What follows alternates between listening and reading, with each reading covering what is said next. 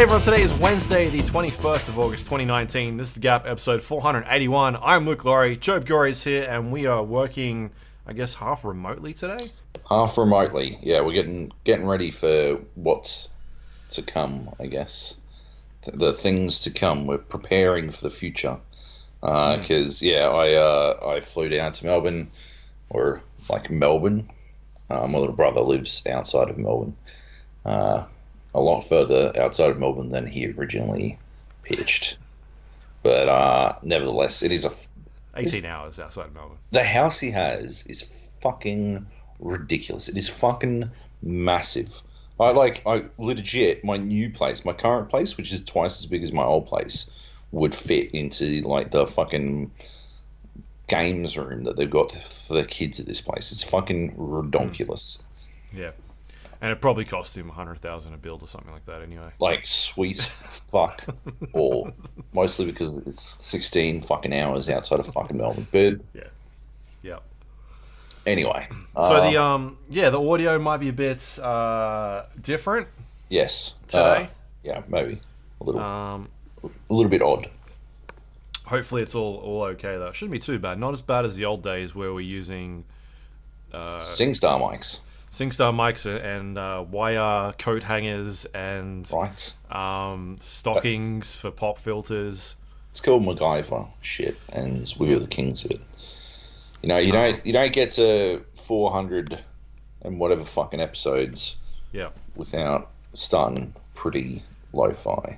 Not only is it 480 episodes, Joab, but we hit 10 years, I think, last week. Really? Yeah. 10 years of yapping about video games, and there's only two of us left.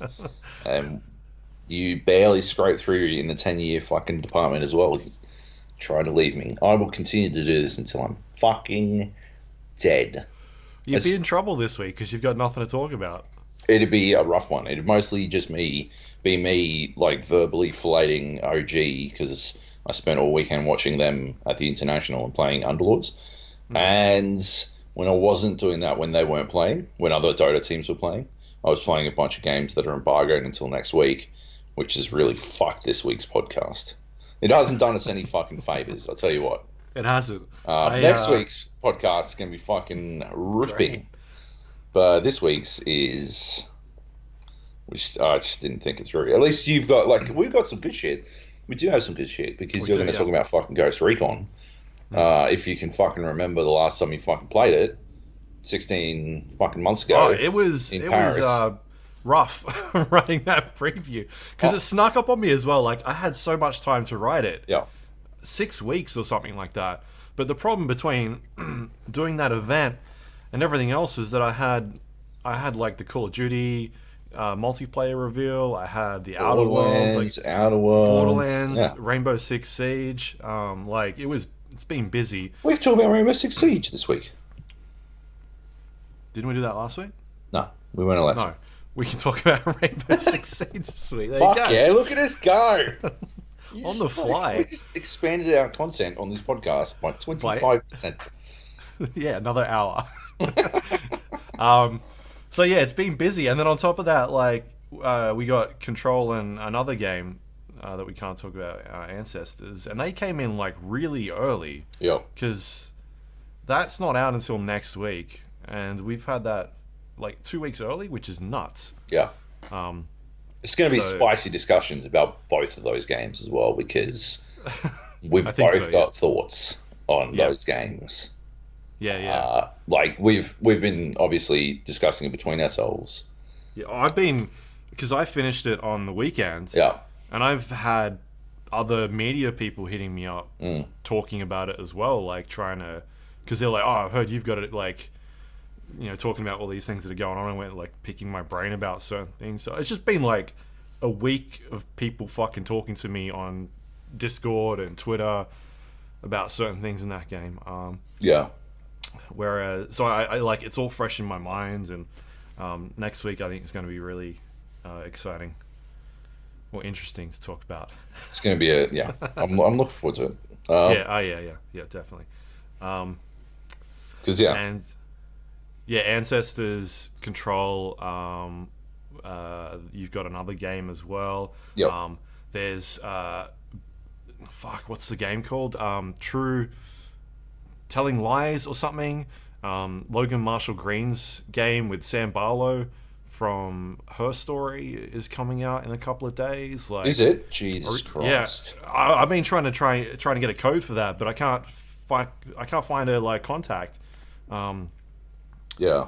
For their PR group, so that one's. But I'll definitely buy that because I really like that first game. And Her Story was awesome. Having Logan Marshall Green attached to the sequel, and then like Erica came out of nowhere. Yeah.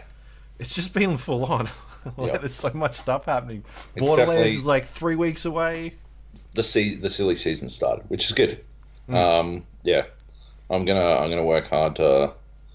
I'm gonna pursue reviews this silly season. I think, just because it's got to happen.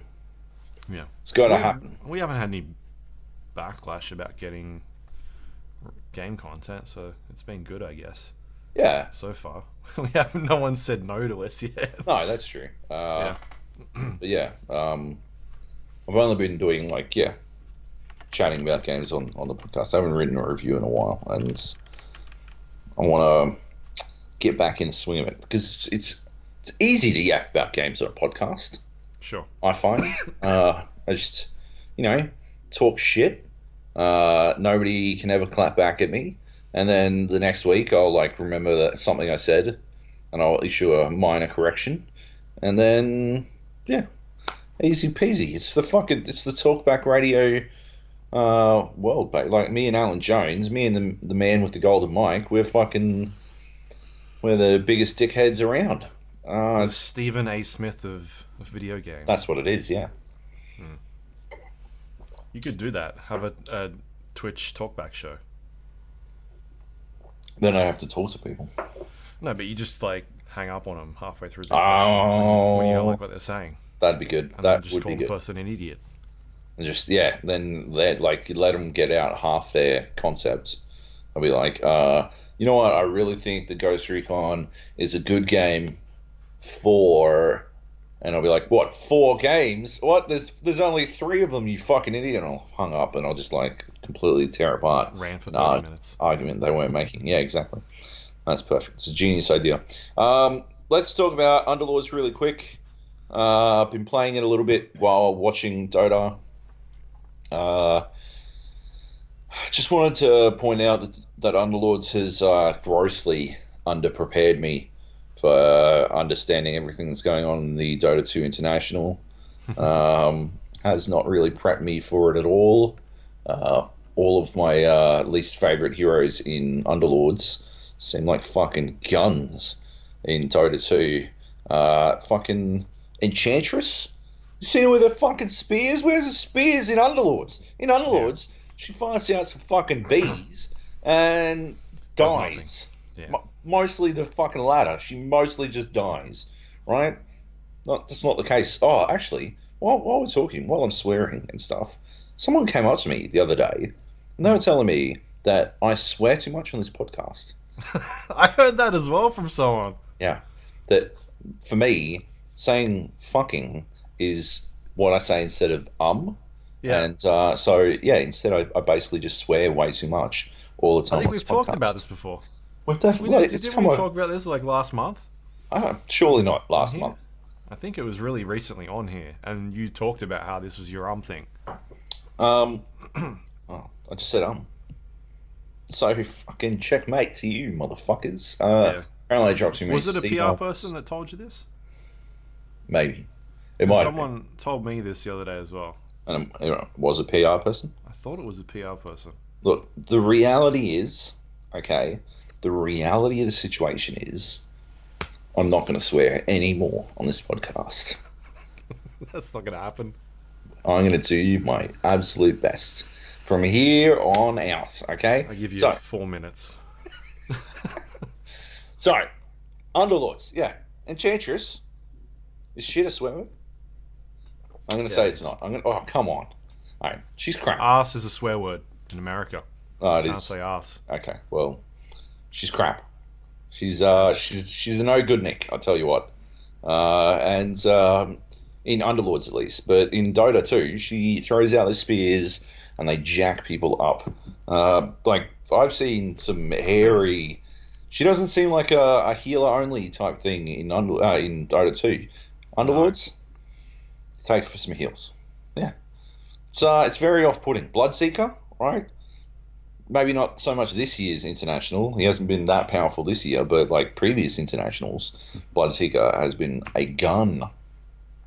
Saw some good slarks in the international so far. I'm mostly just talking about the international at this point. It's been very entertaining. I've watched. I feel like every year since you first made me start watching the international, I've gradually watched more and more of it. Yeah. Mostly because it's time consuming. Like it is disgustingly time consuming. And so, but as you know, as I've managed to justify things more working in esports, I've managed to justify to myself watching more esports. I've watched more and more Dota, and the last week I watched a lot of the group stages. Not just OG's games. I was primarily like if an OG game came on while I was watching another game, I would switch to it. But I watched a significant portion of the group stages, and it was spectacularly entertaining. There were some awesome matches that I don't know. I feel like whatever they've done to Dota in the 12 months since I last watched Dota, they've done some really good stuff. They've made it into a really exciting game. I haven't looked into this very much at all, but like what I do know is that like it seems like they are really empowering players to like just go in before sort of the 60-minute mark hits.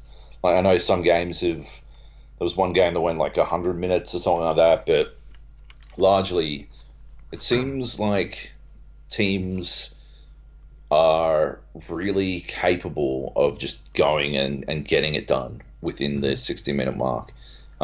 There's a real ramp up, there's not like a curved ramp. It's a real steady ramp of power to the point where, like it just doesn't seem by the 90-minute or 100-minute mark, which was a TNC game, too many players. Almost, I think yesterday, every player in that TNC game I was watching versus VG, every single player on both sides, or maybe one on VG, was like only one on VG didn't have level 25. Everyone else was level 25.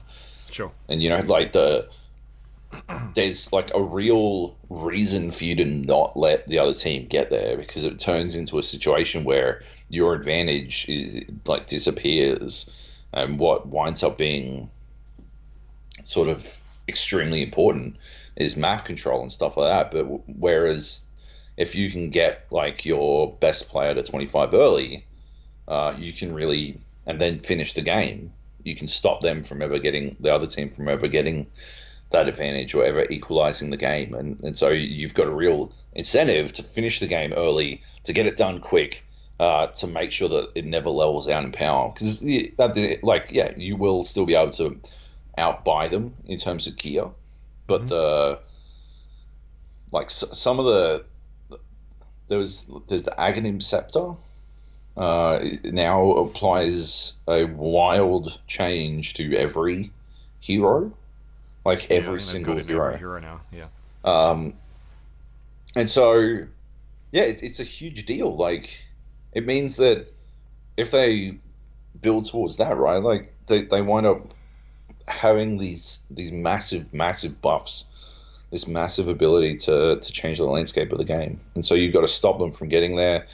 Try to outpace them. It's like something OG is doing really well. I don't know if they're doing it particularly well.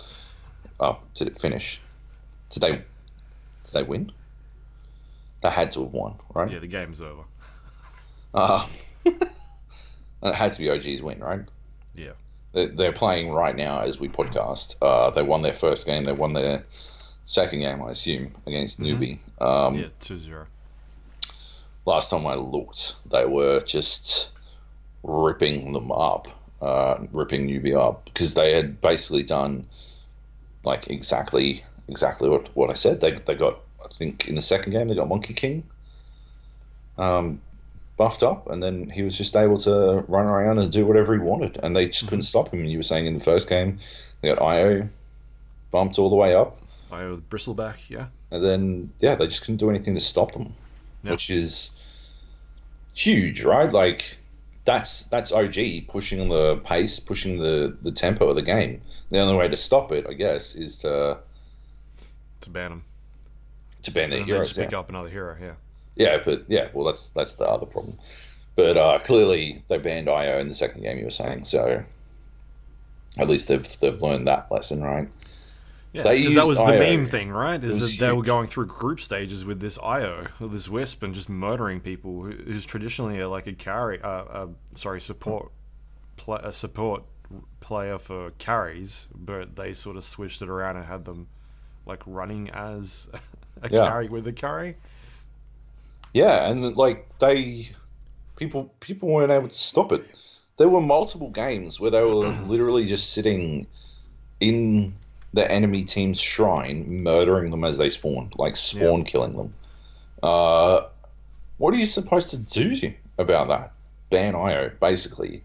I think the fear is that then you're wasting a ban, right? You're wasting a ban, except you really aren't. Unless... Well, no. Not winning their 100% win rate with that character or that hero. Yeah.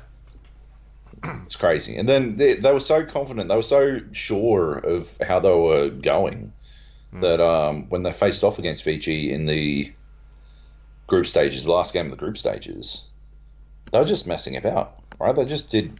Their first game, they just sort of goofed about and did whatever. Yeah. And they were just taking team fights for no reason and like still half winning them, and some silly stuff, but highly entertaining. And like I was saying, every year since you made me start watching Dota, I've slowly started watching more and more of it, and I'm well in. I mean, I guess that's my point, is that this year it feels like it's not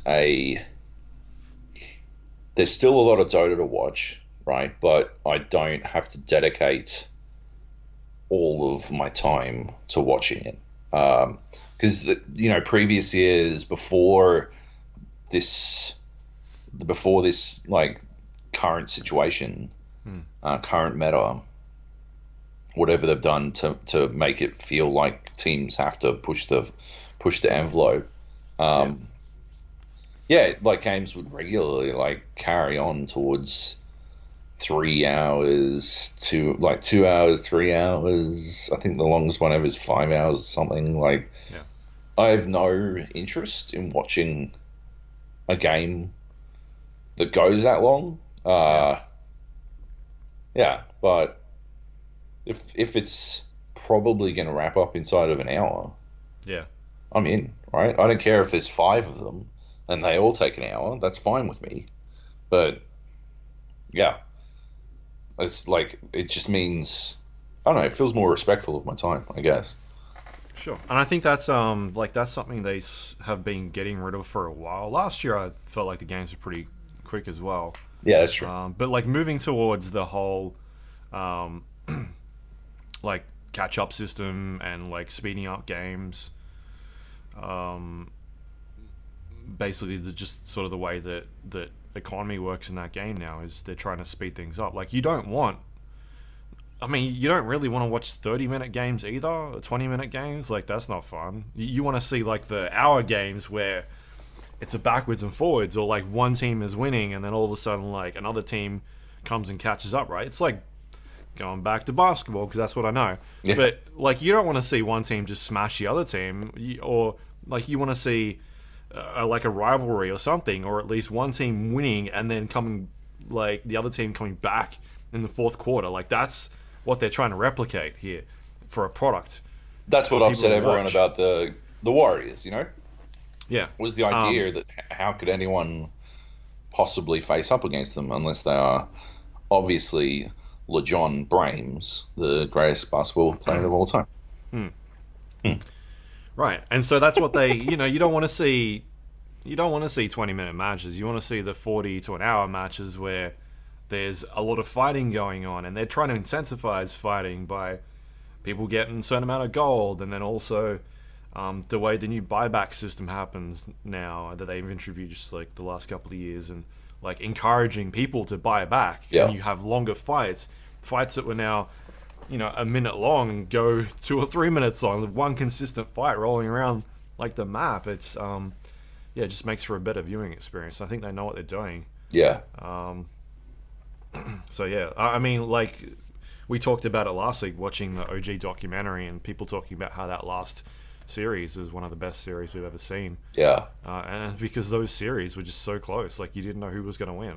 They were, OG was down 2-1, and then managed to come back and win the whole thing, and that came down to like one fight where they brought themselves back up and completely changed the sway of the game. Yeah, which is awesome. That's 100% what you want to see in Dota. Like, I've seen a lot of people talk about what makes Dota great over the last week, and it's like so much of it is off the back of what OG have been doing, like recently. Like the IO carry stuff, like the idea that they aren't super fixed roles. There are strong ideas, but it's actually something that I'm seeing a little bit in the other direction of. Seeing a little in the other direction for Overwatch. And it's something JB was Johnny Bravo, one of our patrons, was talking about. And yeah, I went and I had a look at some of the scrims ahead of the MEO in 2 weeks. 2 weeks? Yeah, a week and a half. And yeah, it's absolutely the case. It's the reverse, where now a lot of people are sticking to their GOATS meta, and they're using Mei as the extra shield, to keep the GOATS situation continuing. It's such a reverse. That's a different one though. That's because the skill ceiling in Overwatch isn't, I think, high enough to force players into like a completely different playstyle. So they're now so locked in to the idea of GOATS that they're finding ways to make GOATS work, when in reality GOATS was like completely divorced from how most people thought Overwatch should work, like in the first place. Like, obviously the role lock, I think, sort of demonstrates how different GOATS as a team composition was to how Team 2 or 5, or whichever one it is Overwatch, how they thought Overwatch was supposed to be played. And like, they don't make heroes that conform to GOATS. They make heroes that conform to their 3 roles: support, tank, and DPS. Yeah, it's like, it's such a wild one, because the real, like, if you dig far enough down, what actually changes, what the actual difference between the Dota and Overwatch, because Overwatch is a hero shooter, right? It is a MOBA shooter. It has a lot of MOBA in it. The real difference between Dota and Overwatch is that Dota is balanced for pros, and Overwatch is balanced for as many people as possible. And I think what that tells us at the end of the day is that, like, I know a lot of people don't like the idea of balancing for pros, because pros are 0.005% of the entire population of the game, right? And it feels unfair to balance for them. But what it means is that the pro scene is educational. It's an educational viewing experience, so you can watch the pro scene and actually learn how to play. You can't watch a pro Overwatch team do goats for 17 weeks in a row and learn how to play Overwatch, because all you're learning is how to play goats, right?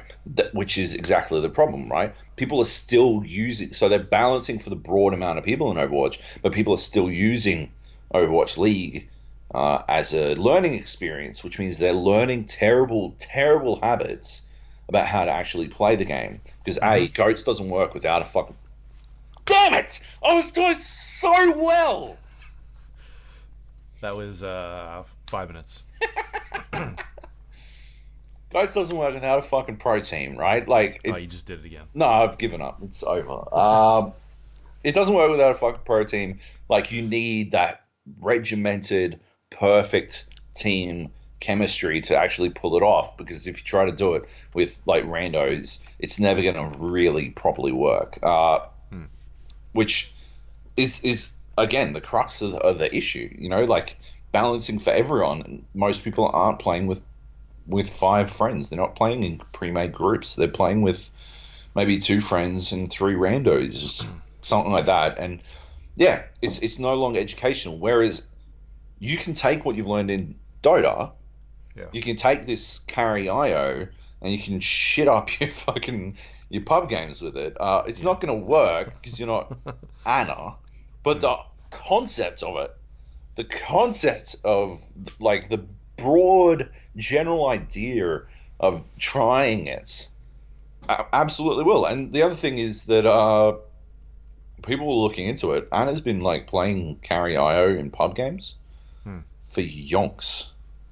For like, he's got, I think someone found his Dota buff page, and he's got like over 100 carry IO games and a staggering win rate on it, mind you. But like, yeah, this is like, he's definitely practiced it a lot, right? Like, if you were to, Dota's a game where, you know, you don't even know that you suck at it until you've played it for 50 hours, right? Like, you don't even know just how terrible you are at it until you've played more than a full week's worth of hours at this fucking game. So, like, there's no reason to believe that you'd be good at IO straight out of the gate, but it does mean that you can try these things. You can try all these different things, and you can try what you see the pros do, and maybe you can replicate it. You can't do that in Overwatch. It just doesn't work because it's balanced for the too broad an amount of people. It lowers the overall skill ceiling.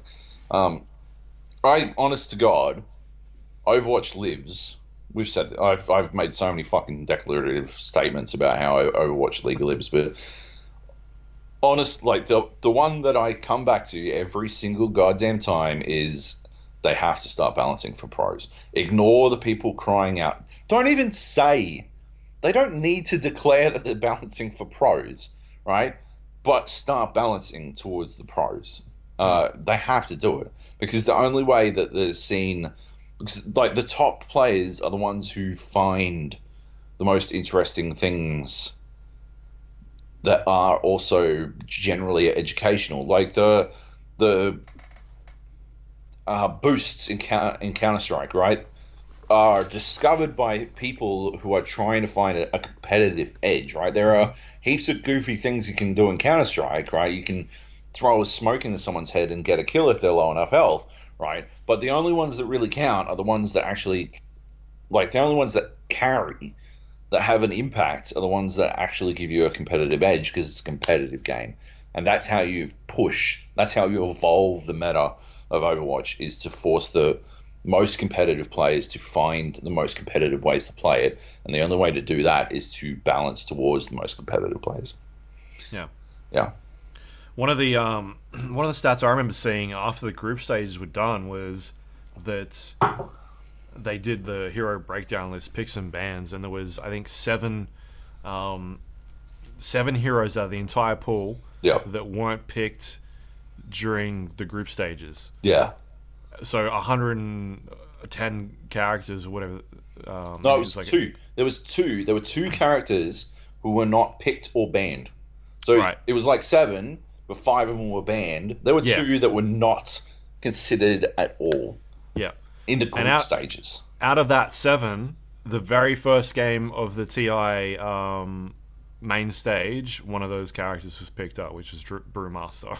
Because I was watching it at that time. It might have been, yeah, they might have been talking about it actually during that first day, having a breakdown. But yeah, so 7 characters unpicked, and literally out of the gate, Brewmaster. Yeah. So just like the breadth of what's viable throughout that entire tournament, as opposed to, you're seeing like 95% of these characters being picked up or used in some sort of capacity. And meanwhile, in Overwatch, you can get banned for playing off-meta heroes. Yeah. Banned or a warning? I'm not sure. One or the other. I think Overwatch you get banned, and League of Legends you get a warning for playing off-meta heroes. Yeah. Because it's considered griefing. Meanwhile, there is no off-meta in Dota.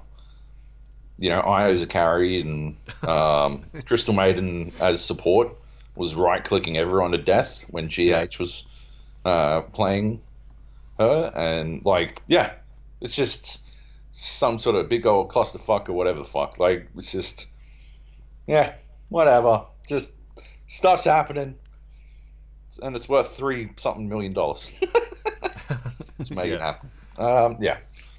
No, it has been a massive eye opener for me because, yeah, I think if there's anything about the international so far that I haven't enjoyed, I don't think China is a good place for it. And it's not because of the crowds. I've seen a lot of people whining about the crowds only cheering for the Chinese teams, but the amount of times, that to me is just the same as hearing USA in the back of the crowds whenever. It's a toss-up, right?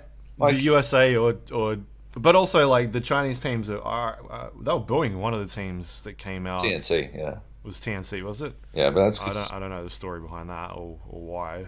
Because Cuckoo is on the team, and he was briefly banned for saying something. Oh, I remember. Considered racist. Yeah, it's ages ago. Yeah. Anyway, no, I don't give a fuck about that, right? Cheer, don't cheer. No, I just think it's a bit gross to have a bunch of how good is Shanghai? Look at how beautiful Shanghai is stuff, while less than a tenth of the way across the world, Hong Kong is in shambles while they protest for freedom. I just think it's it's a gross look, and I would never expect anyone on the broadcast team to acknowledge that. Good God, could you imagine? They're definitely all there on media visas. They would be booted out quicker than anything, and it's not really the platform for it either. But you could probably temper how much you're jacking off the glorious fucking motherland. Yeah. A little bit in light of how horrifying shit is going in Hong Kong. Yeah, so that's probably my only real thing. And apparently, scalpers have snapped up all the tickets, and you can't get a ticket for the life of you, and which is pretty shit. But that happens everywhere, and it seems like Valve didn't do much to temper that situation either. They just sort of released the tickets en masse, which, I mean, nobody does that anymore. You can't even buy fucking shoes these days without entering a goddamn fucking lottery. So I don't see how the fuck there isn't a fucking lottery for Dota sales. It's ridiculous. Yeah. Anyway. So far it's been fucking primo. I'm very much looking forward to continuing to watch it. We're going to hit up GG Easy this weekend, I believe. Yeah, we'll try. To watch more of it. So that's going to be cool. Mm-hmm. Yeah, I don't know. If I wasn't in Melbourne this weekend, I'd be chasing down Spawn Point or something like that to watch it. I really want to watch it in a live crowd this time. Like, I want that live crowd atmosphere. The finals, at least. Yeah. Oh, I don't have a TV anymore, so I've been watching it on my my monitor. Yeah, Just been kind of sitting on my monitor the whole time while I've been playing games. So yeah, I thought the opening ceremony was alright. Gaben came out with his sandals on, so that means we're in for another long winter. He saw his shadow, 3 more years of Half-Life 3 development. Nice. Yeah, but yeah, no, I've been watching bits of it. I haven't really been paying too much attention to the fluff pieces around it. Yeah. All the interviews and the bits they do in between. Like, I've watched a couple of things Casey does, and she always does a good job. So Action Slacks, still the worst. I haven't seen him on there at all. Actually, speaking of the worst, there was a dude commentating with Gods yesterday. I did not like his commentary. I have never heard anyone sandbag another fucking commentator so hard in my entire life. But Gods would make some, it's not a great call. But by the end of the VG, like, the problem was, I think VG and TNT, those games went pretty long.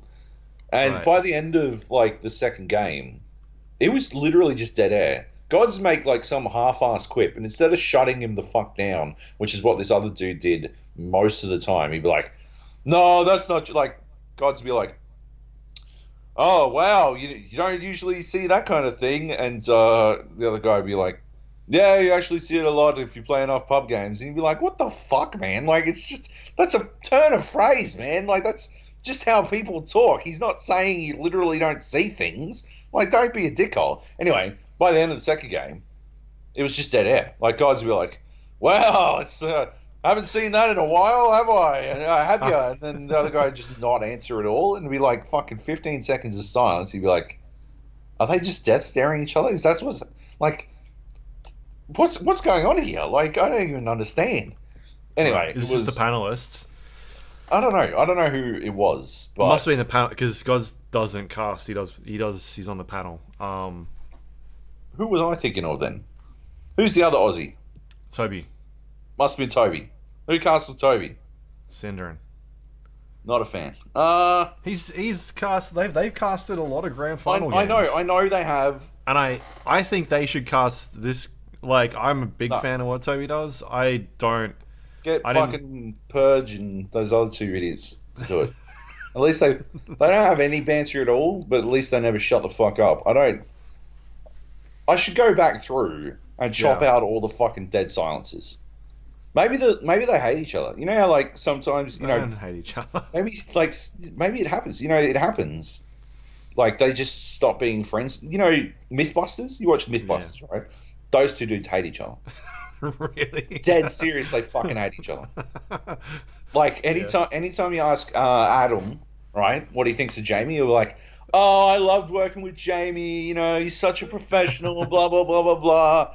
And anytime you ask Jamie, because he's a fucking robot, what he thought of working with Adam, he'd be like, well, it was a highly profitable adventure for us to work together. And then they'd ask the two of them, oh, would you work with the other one again? And they were like, no. Like, they fucking hate each other. They absolutely do not like each other. You can see it in the later seasons of Mythbusters. They, like, just grew to hate each other more and more. And, like, the producers would pit them against one another more and more. And by the end, clearly, now... Sounds like a Mythbusters episode. Oh, that we need to do. Got to bust the myth of Jamie and Adam hating each other. I don't think it's not a myth, mate. It's dead serious. It's true. You can fucking look it up. And now, Toby and Sindarin hate each other. Right.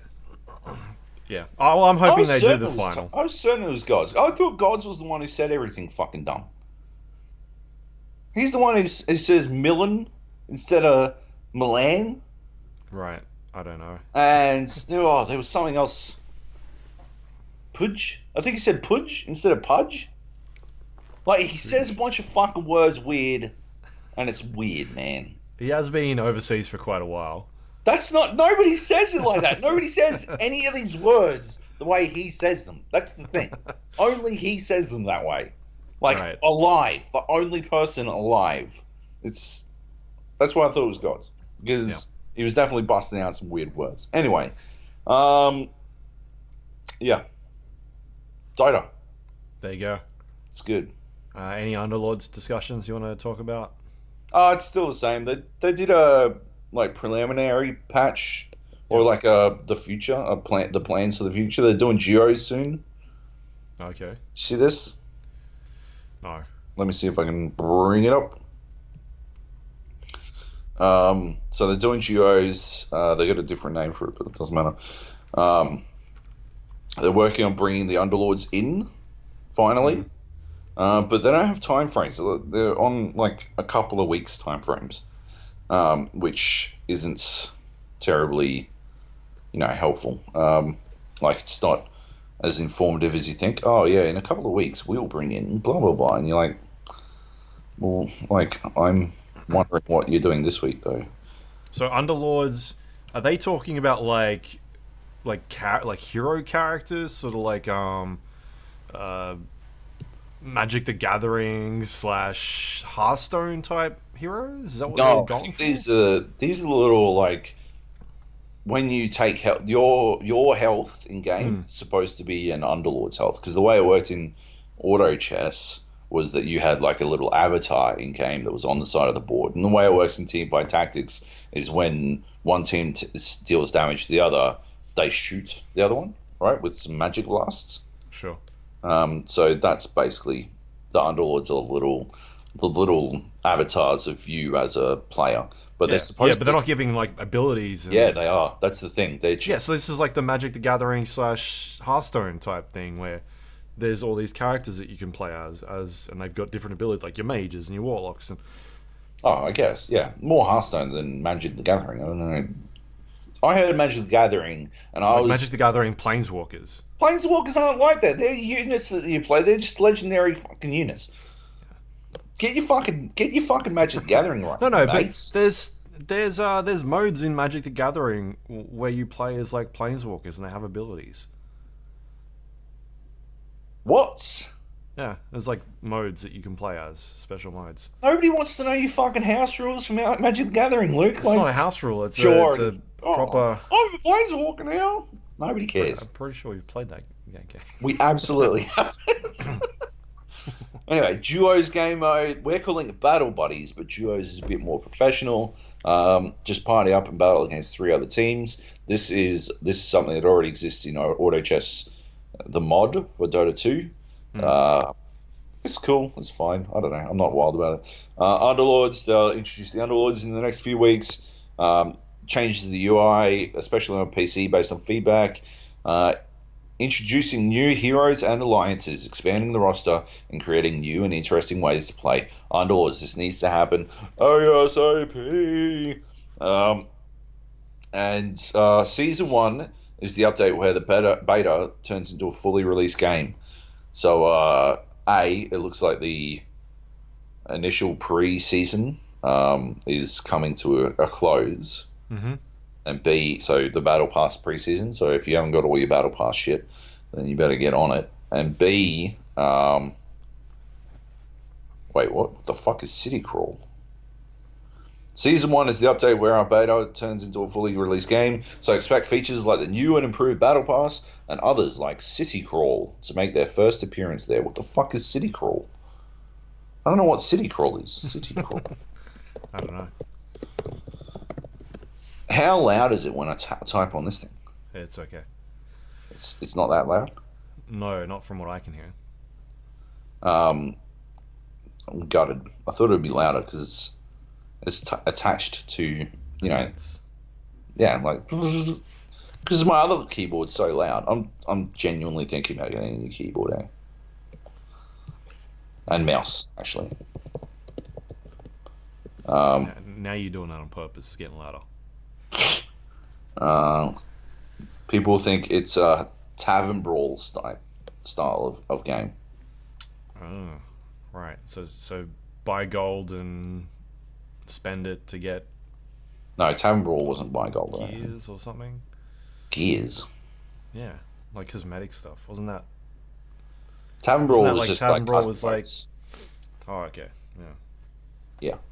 So, fair enough. Fair enough. All right, let's move on. Yep. What do we got here? Rainbow Six Siege. Yes. The latest major was on over the weekend. Riley Major.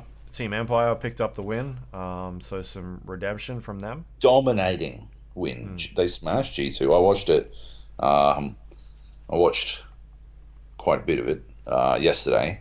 I didn't watch all of it because it was 6 hours. I was like 4 hours, but still, it was a lot. I didn't have that much time. So yeah, I was watching it. They were like Empire were just really good. They just had.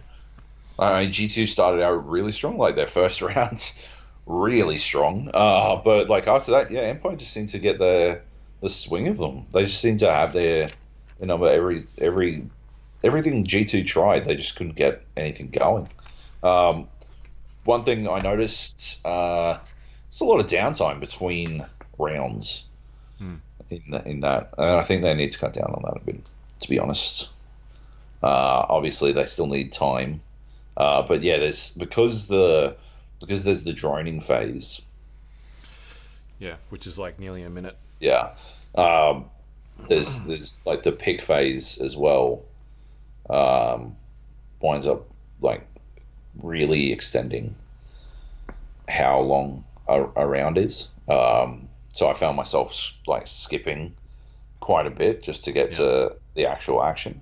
Which I think is not great for a live viewing experience, because obviously you want people to be engaged the entire time, not just the fun bits, which I guess is one tiny drawback that it has compared to Counter-Strike. Anyway, nevertheless, with that in mind, we got to play Rainbow Six, the new contents, because they revealed the two new characters who are a part of what's the fucking update called? Ember Rise. Ember Rise. Operation Ember Rise. She's bringing with it a brand new rework for Kanal. Okay. I had to correct them because they were saying it wrong at this event. Yeah, it's good. Canal? Yeah. Oh, yeah. It's not Kanal. It's Kanal. You can see how it's spelled. So, reworked Kanal and two new characters whose names I can't remember. I can remember what they do. I can't remember what Goyo and Amaru. Amaru, that's it. Goyo and Amaru. Amaru is fucking amazing. She's spectacular. I love her. I reckon she's going to really change how people play Rainbow Six, because it dramatically changes the amount of pacing that attackers can bring to the table. Because a lot of the pacing is always dictated by attackers in every game. Because of the way basically attacking works, you decide when you want to go on the attack. You decide when you want to actually attack. So yeah, generally pacing is decided by the attackers, but it is also decided by the game itself, in the sense that you can't push the attack faster than you can move, right? Like you are at the end of the day limited by move speed. Amaru has a grapple hook, basically, that zips her up around the goddamn map, and it's amazing. It's so cool. She can aim it, so sort of contextual based on what you're aiming at.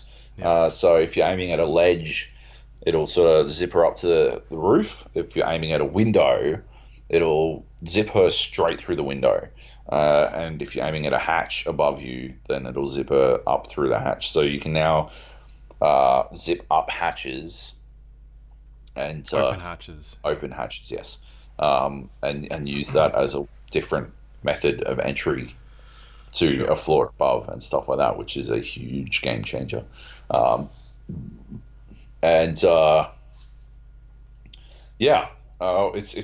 It's awesome. Like, I played with her bits. She can't zip onto windows that have a castle, Yeah. but otherwise, she's pretty good to go. She can go through a lot of stuff, as we found out. We did a lot of experimenting to find out what she could exactly she could interact with. She can when she comes through the window, she basically melees. Yeah, like a flying kick. Yeah, it's an insta kill. No, no. And if you've got three people all stacked behind one another, she will kill three people all in a row. Which is never going to happen in a Obviously, in a pro game, but but yeah, it's still a big deal. yeah. Yeah, there was what else? She can like kick her way through a Tachanka shielded mounted gun. Yeah, like she just kicks through shit. Kicks straight through the window. It's massive because of the ability you then have to attack extremely quickly. So we were playing four aside. It was you, me, Nate, and Ubisoft PR dude, who's only just recently gotten into PC gaming, versus uh, two console scrubs, I think. Two console scrubs, the coach for Oddity Esports, who's quite a good player himself, and I believe the fourth dude was a Rainbow Six influencer. So they had basically two good players versus three good players in you, me, and Nate. It was And Shane. Shane's fine. Not even throw him under the bus. I'm not trying to throw him under the bus. He's just, we're good, and he was fine. Mate, he's in gold. Mm. What are you in? Yeah, mum.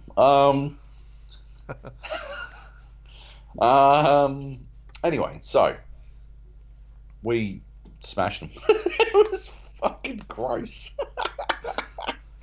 It was hilarious. It was disgusting. By the end, we were memeing our balls off. I went to Chanka, got 2 kills as Tachanka, because they kept peeking the same very shootable wall. Yeah, we were just like, I think we had a round where we didn't pick the new characters at all because we got sort of distracted trying to pick the dumbest shit. And Goyo and Amaro are both pretty good.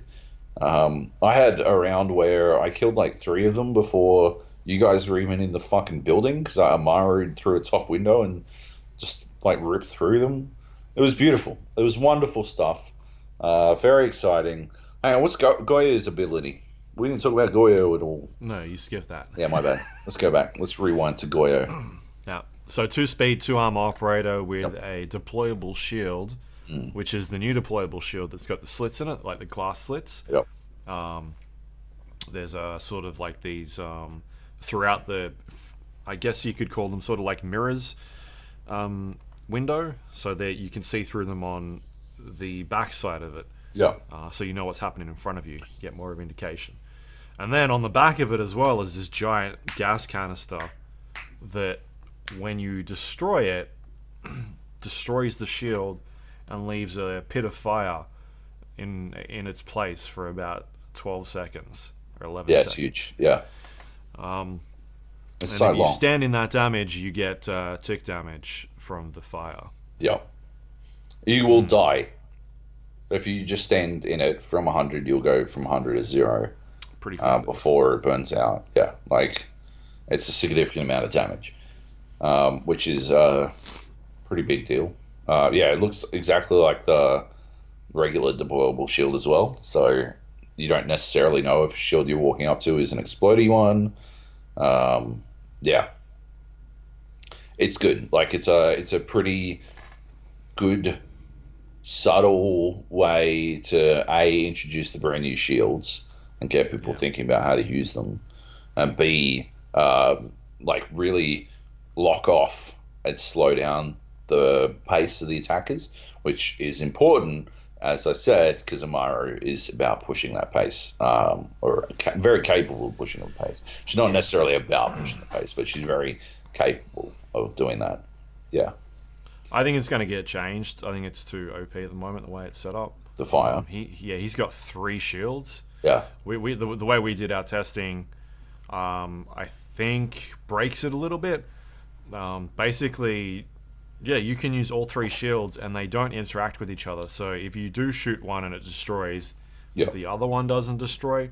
Yeah. Which means you can like stack them up, or even just like literally put them in a line in front of a door, and you've blocked that door off for 35 seconds. Yeah, it's a massive shot. It's too much. Yeah.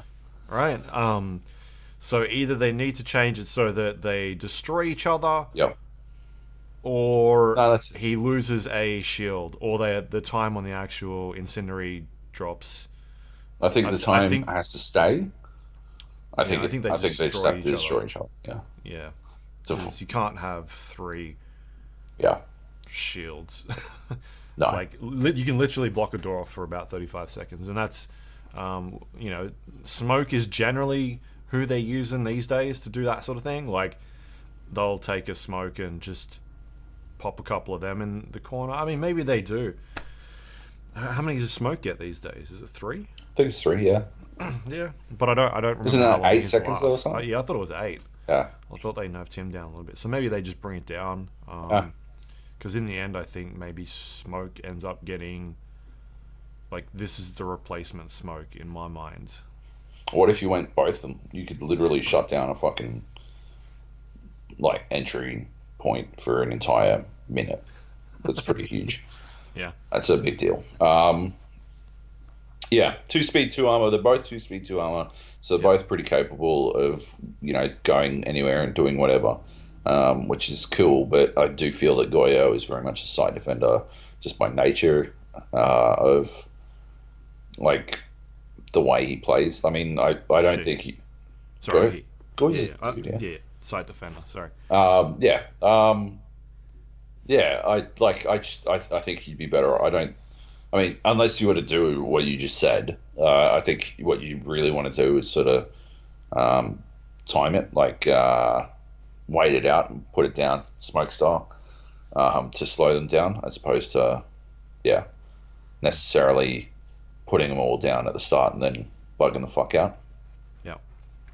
But new Canal is awesome. I really like what they've done with it. There's so many new ways to get to the 2 different buildings. Yep. So many, so few windows, which is good. Which is awesome because you just get spawn peaks. Yeah, constantly. You can still there's get so many peaks, windows. But it's no longer basically guaranteed. You literally had to pick. You had to roll 1 to 24 on which window you looked at first to work out, because people would literally just smash all the windows at the start, like in the prep phase. They'd just smash every window, smash a hole in all of them, and then you would have to look at all of them to work out where you were about to get sniped from. It was just garbage. It was such a bad way to play, to go down. Anyway, so they've fixed that. 2 different entrances, 2 different tunnels, between the 2 buildings. They changed boat room a little bit, so that's a little less hideously cluttered. That's a little larger as well. There's a little bit more room to play. There's a weird little tunnel underneath the showers for some reason now. It takes you from one side of the map to, one entrance to the other, basically. Yeah. In that boat area. It's internal. It's entirely internal, so... Well, I think it's just another way of getting you, there's now 2 ways to get around that area, or even 3. You could go through the stairs as well. Right. As opposed to just 1 before. There used to be just 1 way in and out. Yeah. Yeah. It's just, odd. I don't know. I don't think I'd ever use it, basically, unless I was, hiding as a defender. That's probably the only way I'd use it. I'd never use it as an attacker, because I feel like you'd just get murdered on the ladder. Anyway, so that's great. Over the other side, on the Main building. Main building, yeah. A lot less windows up top. That's where they pretty much removed a lot of them. Yep. Top the building. It's still like largely the same layout in server room, but there are some significant differences in the Windows situation. Second staircase now. There's no longer a main staircase that goes down the middle of the building. There's one on the far west side. I think that's west. On the far side, towards construction. Yep. Yeah. That window above that staircase, that's where I was leaping in through as a Maru constantly. It was huge. It was awesome. It was such a boss way to get in. Because as long as they weren't in server room, it's not like directly line of sight to any of the stairs necessarily. So you've got like a couple of seconds to right yourself. So as long as you're not too far away, you zip across. It's zipline time, and then you get through, and you've got at least a couple because she doesn't bring her gun up immediately. She doesn't come through the window ready to fire. You need like a second to actually ready your weapon. So she's quite vulnerable at that moment. But as long as you put yourself in a position where they aren't, you're. And so she can't counter against frost traps. No, yeah, that's true. Yeah, she can't use her weapon to shoot them. Yeah. I mean, Frost got to the point where pros were generally pretty good. Yeah. I mean, they get caught off for the most part, but you can jump through a window and shoot the trap before anything goes up. But in Amaru's case, you can't do that. No. And they were showing examples, I think, in the video. I didn't really watch the video that they showed during the major, but putting like traps, like the frost trap, and then like another trap on top of it to kill them or to finish them off. So like sneaky things you could do with that, or even like a goo mine. You could probably do that as well to like instantly kill them. Yeah, you could. Yeah, that's how you'd have to do. You'd have to pick the windows that you felt were the main entry points, the ones that you can't easily cover, and then just trap them up like a cap can or a frost or a goo mine would be perfect at that window in particular. Because otherwise you'd literally have to fucking watch it, which would just be annoying, really. It'd just be annoying. Anyway. Couple other things. Yeah. It's had a paint job as well. They've basically taken the same sort of design philosophy that they did with the Australian map Outback. When I talked to them back then about the level design, and they had this idea of like wanting to give like rooms themes or like specific colors so that you knew where you were and you didn't get lost. And they've taken that design philosophy and sort of implemented that into some of these maps that they're putting out now. And so the rooms are color coded. So you know, before it'd be like blue steel sort of inside, like a blue silver color. And now they're actually color coding the floors, and you can look at it quickly and be like, oh, okay, I'm on the second floor now, or you know what like room you're in. So that's like going through and just making like simple design decisions like that to easily recognize for newer players like where they are is a bit more helpful. It is a huge deal. Yeah, like, oh, I'm on the green staircase. Okay, cool. Like, you know exactly whereabouts you are, because we could see that at certain situations that, you know, because now there's two staircases. All right, well, I'm not on main, I'm on green staircase. So it's basic stuff like that. Yeah. What else was there? How'd you go with some of the weapons? So they're reusing weapons. Yeah, they're reusing all the weapons. And I think the decision I saw about that was they don't want to make, they want old players to be able to play these new characters, but not feel like they've got to relearn weapons and how they behave. Yeah. Like, they just want them to jump straight in and have fun with them immediately with the new abilities, as opposed to being like, all right, now I've got to relearn like weapon spread and recoil and how these weapons handle, and then. And they're attacking a lot of weapons that they felt deserved more love. Sure. Like, is it Goyo has mirrors? The shotgun. She has he has the fucking SMG. The Vector. The Vector, the God gun Yeah. from PUBG. Yeah, that's Mira's gun, and it's a beast. But she's the only one who gets to use it. I don't know how that noise was for everyone at home, but didn't sound great from my end. I'm just adjusting. Your head is getting smaller and smaller in the video. That's what I'm aiming for. You just look like at the moment, you're sort of just like a chin up, and that's it. Oh yeah, perfect. Can you see straight up my nostrils? Because that's what I was aiming for. Yeah. Oh yeah, cool. That's cool. All right, I'll try and fix that. Anyway, so we had Korean fried chicken for lunch, and the burps are still very garlicky. It's some good stuff.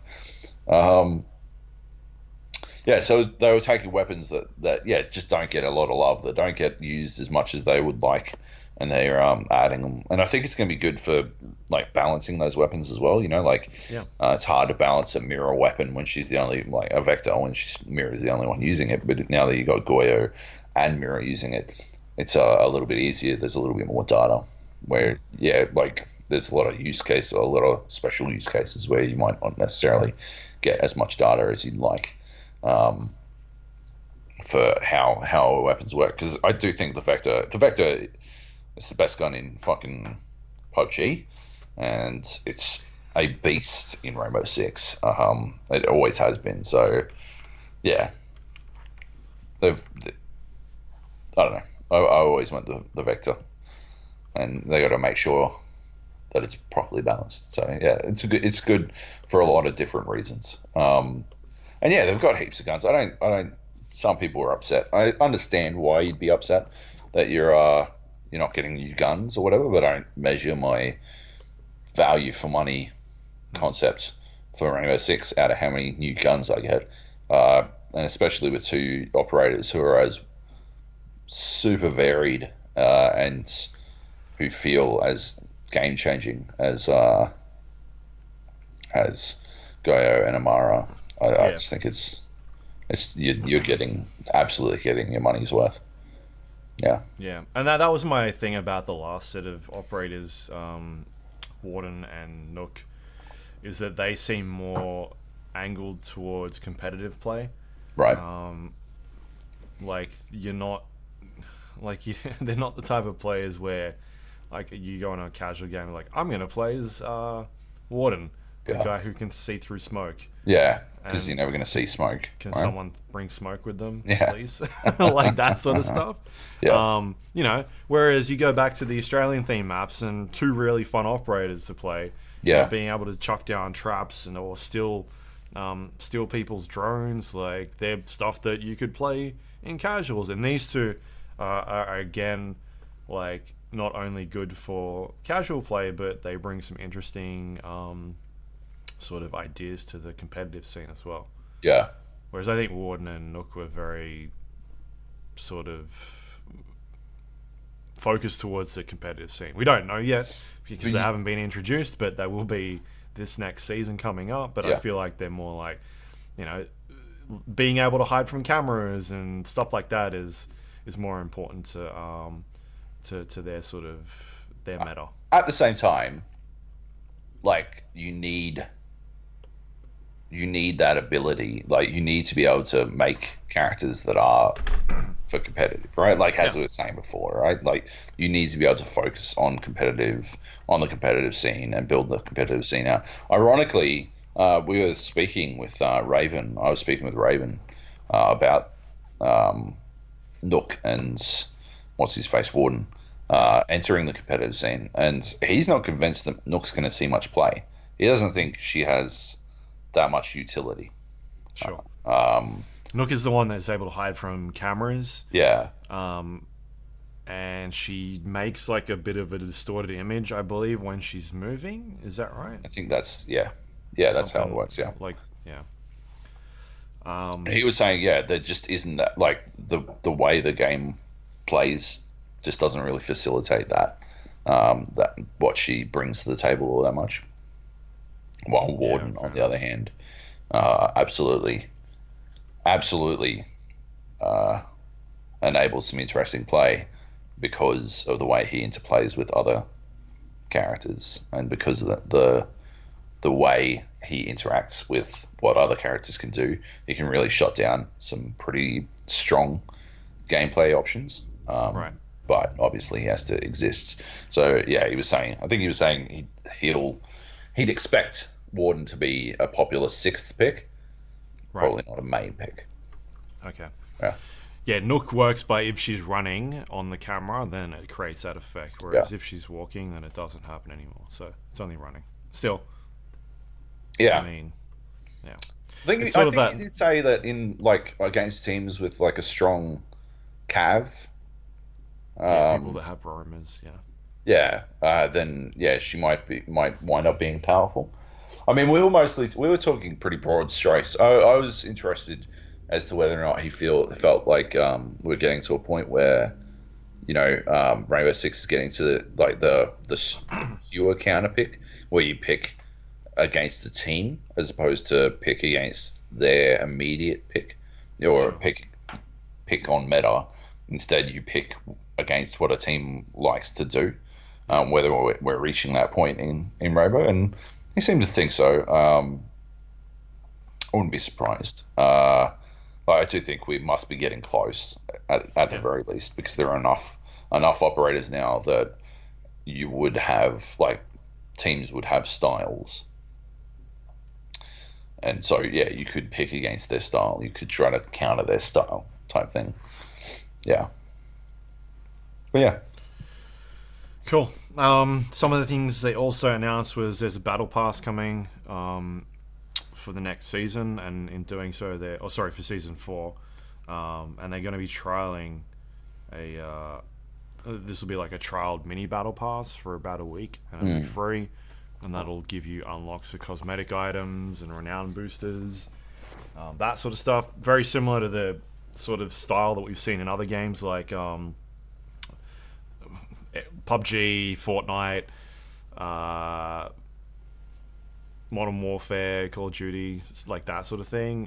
But I believe the trial one is going to be like a one-track system, whereas the the full-on battle pass is going to be the premium and freemium tracks. So one of them you'll pay, a subscription fee or whatever it is to unlock the premium track, and you'll get more items out of it. But there's also still a free track that you can go through. What that's going to entail, kind of hard to know at the moment. They're still obviously tinkering with it, and we'll get an understanding of exactly how that works, because I'm not sure if it works based off challenges, because the game's already got challenges. If it's going to be like daily challenges, weekly challenges, weapon challenges, or if it's going to be based off your score at the end of the game. So who knows? It's still to come, I guess. More details on that one. I'm not wild about this, to be honest, because I think with the season pass situation, their monetization system is already pretty strong. This feels like a bit of double dipping to me, but obviously we will have to wait and see how it's implemented. Maybe it ties into it somehow. Maybe there's like a maybe there's like a $10 one. Maybe there's a $15 one that gives you the season pass as well. Something, I don't know. Yeah, maybe. Maybe they can work around it. It just, my gut reaction to the announcement was not wholly positive, because I feel like Rainbow Six has a system in place already that I think works, But we will have to wait and see. I'm just talking immediate gut reaction type stuff.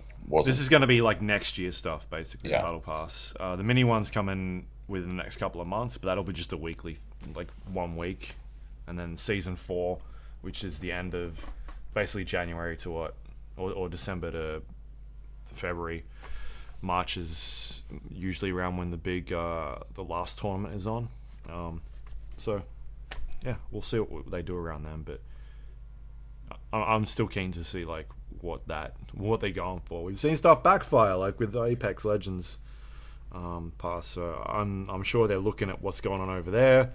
At least they're doing things by trialing what's going on. Like Valve's doing the same thing with their season pass. They've been trialing it for a couple of a month or two now. As long as they do it in a way that is not going to upset the community, and they feel like they're being treated fairly, then generally people will be okay with it. Yeah. Was that all they talked about? Oh, they're changing things like rank systems, new ranking in there, so Oh yeah. like another tier on top of what they've got. It's not going to affect you, Luke, but me, I should be worried, obviously. Yeah, As, you'll be dropping down to bronze 4.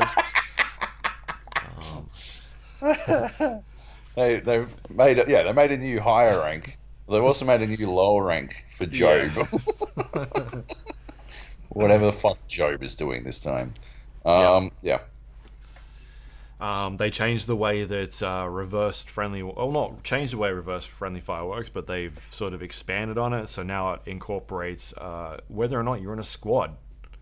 So Yeah. it's to stop people from being like in a team and then one person team killing someone, Yeah. and then the next person team killing the same person, and then like chaining it. Now it'll recognize that, all right, this team's in a squad, and it's going to consider them as sort of like one player or the same team. So it'll go after them more heavily, and take that into consideration. So that's cool.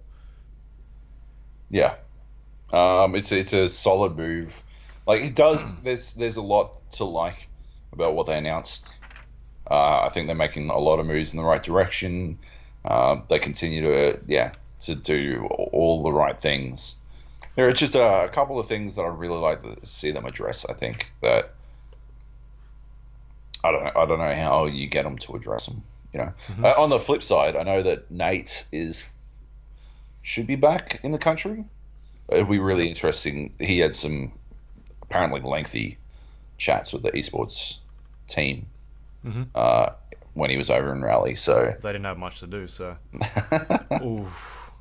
Too soon? way too soon. Way too soon. Oh, you mean the Rainbow Six? I did mean the Rainbow Six team, but you were talking about Fnatic, who got knocked out in the first round. It's just a real dick move. Who are no longer sponsored. Fnatic's no longer sponsored by Monster, All right. so I can talk to them. Are you sure? Yeah. What if they're being sponsored by like Fuel Energy Drink or something now? That'd be no Fuel Energy drink. Don't give a fuck because I talked to FaZe Clan. Oh, okay. I actually specifically asked FaZe Clan. I'm like, hey, there's been an issue before. I'm writing for Red Bull. You have an energy drink sponsor. Is it okay if you talk to me? And I think it was FaZe Nico was like, yeah, I don't give a fuck. I'll talk to you. Like, cool. What a dude. Yeah. So that's like I'm bumped to talk to Fnatic again. The OCE scene or the APAC scene has been growing quite. We've got Cloud9 bought a team recently. Yeah. Oh, really? In Asia? In Southeast Asia, yeah. So it's growing. People are starting to take notice. Their results at Raleigh notwithstanding. Yeah. Anyway, it'll be really interesting to talk to Nate, see what he has thinks of the current situation, because he'll obviously have a bit more insight. So chat to him, find out more. Yep. We'll come back to you next week. And you'll probably be able to read about it on Red Bull, actually, now that I think about it. But yeah, anyway. What else we got? Anything else? For Rainbow? For Rainbow, yeah. No? No, not really. I think just UI updates and whatnot to sort of cater for them having 50 operators now. Yeah. We were playing shooty McShoots at one point while people were off in interviews and stuff. I was controlling 2 people on one team and you were controlling 3 people on the other team, I think it was. Me? That was good fun, yeah. It wasn't me. Yeah. Oh, no, you refused to move, so I was controlling fucking 4 people. I was controlling 2 people on my team and 2 people on your team. Right. When we were doing pistols. I think because I was killing you the entire time, so I didn't have to move. Mate. There was one game where I murdered all 4 of you. It was terrible. I don't know. I was so sweaty. Oh, okay. We're talking about what happened. Oh, is that what's happening now? Okay, because this is what I remember happening when we're playing for serious. Okay. I got footage, Joe. It's good. It's good that you got footage because I can't wait to fucking see it. When we're playing for serious, okay. We 4-0 the other team when I'm on your team, and then because the other team was getting extremely depressed, I swapped with Leo Yeah. from Power Up. We swapped places. He went and joined your team, and then how did that game show? How did that game play out? We stopped playing seriously then. I believe the team that I changed to won. Did you not see the game where I was running outside for most of it? I won every game I played. Ah. And you didn't. Roll the tape. Roll the tape. Roll the tape. Roll the fucking tape, baby. And if there's like 7 AFKs in the round, you'll know it was one where Luke was like playing on his own or some shit, and that's how he's getting the wins. Yeah. I went to do some video stuff, not some interview stuff. I only started losing when we switched to pistols only, which was a olive branch. Yeah. But yeah, when I switched teams, my team won. That's all I can remember. It was odd. It was an odd setup because we felt like we needed to let them win a little bit because otherwise they wouldn't. Here we go. They wouldn't they'd walk away from that experience feeling bad, and so I started just like running around outside with pistols and weird shit. Yeah. The mice didn't have side buttons. It was like a $2 Microsoft mouse. I have never I'd forgotten how fucking much I rely on side buttons in a fucking game, man. Like I'm like, well, how the fuck am I supposed to do anything then? Right? Like, if this mouse only has fucking 2 buttons, what the fuck am I supposed to do? Mice don't come with 2 buttons anymore. My favorite part is we were in a team chat using a voice server, and we ended up changing. I was like, I'm gonna put on push to talk, so I set up all my buttons to push to talk, and we were using a pretty decent keyboards, and I bound my push to talk key to one of the macro buttons because you get keyboards with macro buttons on the side. Yeah, the mice, mice had 2 buttons, but the keyboards had like 700. An extra 400 buttons. Yeah. And so I bound it to like mouse 3 or M3, whatever it was, macro 3. G3, I think it was. And then the rest of the team did that. Yeah. And then so we were all set up, and then we get into the game and we start playing, and immediately Nate throws a fucking grenade at the wall and kills himself because the button that we bound it to was gadget. The button for push to talk was gadget. It was beautiful. So we still won that round as well. We still won that round. And we couldn't talk to each other. We were like, none of us could talk to each other because we were going to grenade ourselves. And we were player down, and we still... The thing is, I couldn't find a better... Like, all of those buttons were taken in the macro, so what I ended up going with was the drone button. So at the start of the round, I'd just throw both my drones on the ground, and then I'd be good, because it didn't matter anymore, right? I was like, I press the drone button and nothing happens, but at least I could speak. What I would do was talk without pushing the button at all, and then wonder why you guys weren't reacting to what I was saying. It was good. Yeah. And then when I switched sides, it was back to constantly transmitting, so I couldn't hear shit again. Right. Still beat your ass, though. Anyway, moving on. Ghost Recon Breakpoint. So I went and checked this out last month in Paris, thanks to Ubisoft. And so they flew me over there, and we got to play a bunch of the new... Ghost War mode, which is their PvP 4 versus 4 experience. This is something that was brought into Ghost Recon Wildlands about 7 or 8 months after the actual game released. And so Wildlands was primarily a single player game that you could play as, a campaign game that you could play as co-op. And we played a bunch of it as co-op.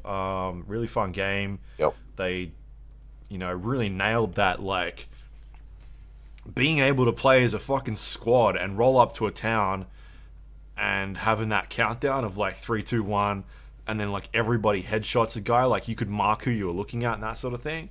So they did a really good experience with that campaign mode, at least being able to play with other players, or even just playing by yourself. Had a lot of fun with that game.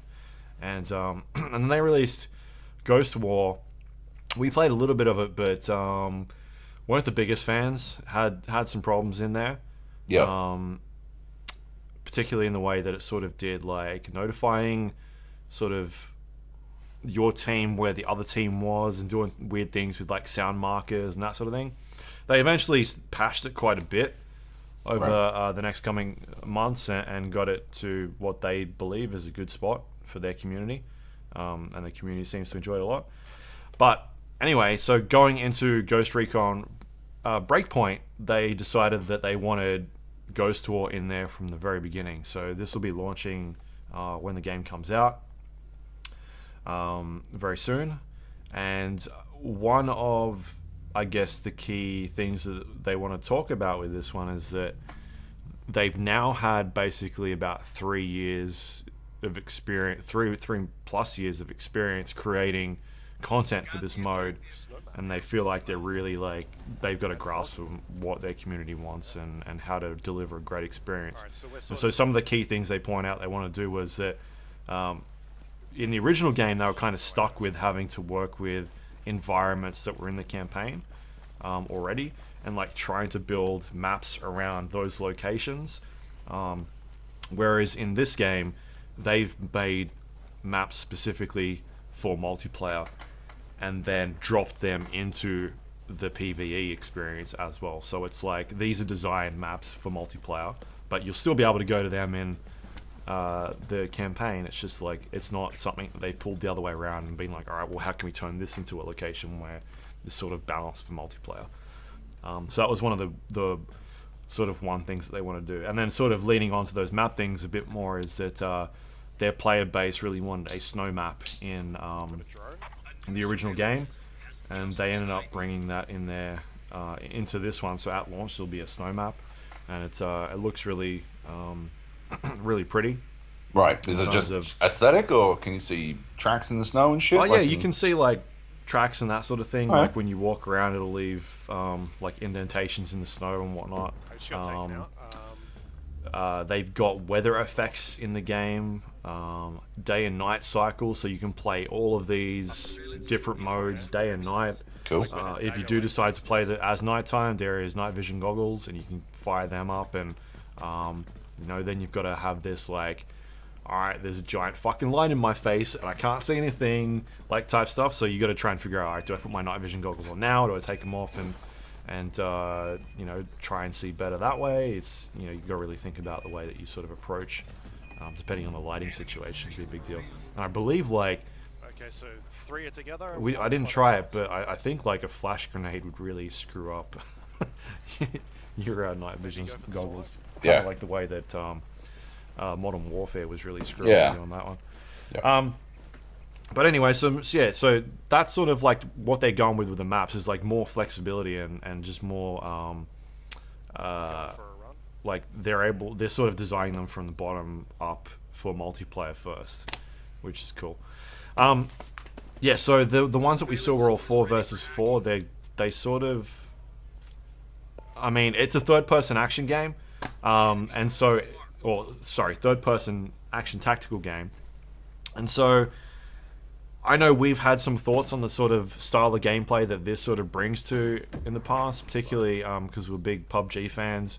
When we were playing that at the very beginning, we really enjoyed it, but it got to the point where we would prefer to play first-person mode first because of the whole being able to see around corners and whatnot. Yeah. At the same time, you've been playing a lot of third-person PUBG recently anyway, so where does like there's definitely still a place for it. People still enjoy it, and people absolutely love that third-person style of gameplay, and it brings another layer of strategy to it. Like, not only is it I actually can't move. Well, maybe I can move, but at the same time, maybe there's someone behind that wall right there, or maybe there isn't. And you've got to really think about your positioning and that sort of stuff. So yeah, it does bring it sort of balances out a little bit in terms of disadvantages and advantages at the same time. So it's hard to sort of say. and I didn't play enough time with it to sort of get an idea Just of heal up. I'm gonna whether or not that's push going around. to be a massive problem. I mean, at the end of the day, both teams are having to deal with this, so it's not like one or the other. It's not like when you guys want to play PUBG in third person and I get told I should just play in first person. Like, no, that's not gonna... What do you mean, you guys? I get told I should just play in first person as well. Yeah. Like, just flick it. It'll be fine. Yeah. So yeah, they're basically these 4 versus 4 matches, and the way the rounds work is it's the first team to knock out the other 4 people in there. And you do that by shooting them and killing them. The trick here is that it doesn't really matter if a player on the other team goes down, because they can be revived at any time. So, sort of, you can have situations where it's 4 versus 1, which is something that happened in some of the games that we were playing, and like that one person was able to revive the entire of their squad. It's not like PUBG where you get knocked and then you've got a chance to kill them again, like, and then they're out completely. This is like they're down, they can't move anymore, whatnot. The game still goes on. You can come back 2 minutes later and revive that person. So you've got to try and like either get the knocks and then push, or like keep an eye on these bodies that are around and sort of like decide whether or not you want to, I guess, go for the kill or keep an eye on like who they've downed and stop them from reviving people. So there's stuff like that in the game that really sort of makes you think a bit more about how you should be approaching some of these fights. There are no heals. And then on top of that, there is a lot of elements borrowed from the Battle Royale genre. In particular, there is a contracting circle, which they're calling like a combat zone. And the way this works is you'll start off on the initial map, and then after a certain amount of time there will be a circle placed on the map, and it will get smaller and smaller until it gets to that zone, and then again it'll trigger the next phase of it, and then that'll put a new map on the circle, and you've got to try and get to that location. So they're basically, what they're trying to do is try and incentivize active gameplay as opposed to people just sitting and camping. Positional gameplay, which is a word we've heard a lot recently, by having these forcing people to move out of an area and not just sitting behind a rock or anything like that. So that's one of the things they're doing. And the actual circle does take I mean, they might change it. It definitely hurts. You can survive out there, and it seems like you can run for a decent amount of time in it, but at the same time you kind of want to get into that next zone. They're not like the 2 maps that we saw weren't like hugely massive. Like, we're not talking battle royale scale maps. Like, they're decent in size, but they're just trying to sort of position people into certain areas of the map, so they're not just sitting behind the starting zone or whatever. So that's one of the things they're doing for this active gameplay. The other thing is there is scatter loot around the entire map, and you go up and pick up these items, and what that does is it stocks your gadgets and abilities, so you'll be able to restock up or get grenades, drones, adrenaline shots, which sort of fills up your meter for your skills. And what they've done here is basically there aren't any cooldowns in the game, so it's not like you have to wait a minute and your cooldown for your ability is now ready to go, let's go use it. They don't want any of that. They want players to be rewarded for being active, and so that's one of the ways that you can go out and be active and get gear. You want to get heals, so that if you get shot at, you can heal yourself or revive a down teammate and then heal them back up. Like, they want people to be more active and go searching in buildings and move around a bunch and that sort of stuff. The other thing they're doing is you sort of get points for being active as well, so like marking other players or shooting other players, and that sort of thing. And that's another sort of mechanic that they're using to boost that special like skill bar. They're calling technicals techniques that your classes can use. So like the sniper will be able to, all the classes that you've got, like your assault class, your sniper class, your panther class, they've all got these special abilities, and by you being more active in the game, lets you build up the bar on this techniques and allows you to use them, as opposed to somebody who's just going to sit behind a rock and not do anything. They're not going to be able to use that stuff. So they're trying to reward players for being active as opposed to just being passive the entire time. So I really like that they're doing, like, they're trying to think about how do we stop people from just like camping or sitting on one end, like an entire team just sitting on one end of the map. Like, all right, if you're actually out there and going and looking through buildings and whatnot, you're getting more out of it than those other people. I mean, there's a possibility that those other people may win that game, but at least they're giving these other players more of an advantage by giving them more tools and things they can use. The other thing on top of that they're doing is the maps that we played had an objective as well, which was a surveillance system. And you'd go up to the surveillance system and you'd activate it, and after a couple of seconds it would mark the entire enemy team on your map on your HUD, right, and show you exactly where they are for a couple of seconds. Again, another way of forcing players to go to a location, or move from a location. Yeah, or being like, oh shit, I've been spotted now. Yeah. I need to get out of here, because they know exactly where I am.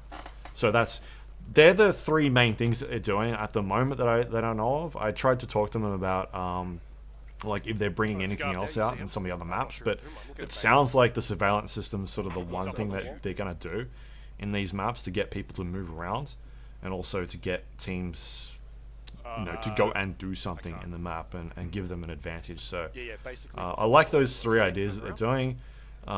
It means you're going to have less camping.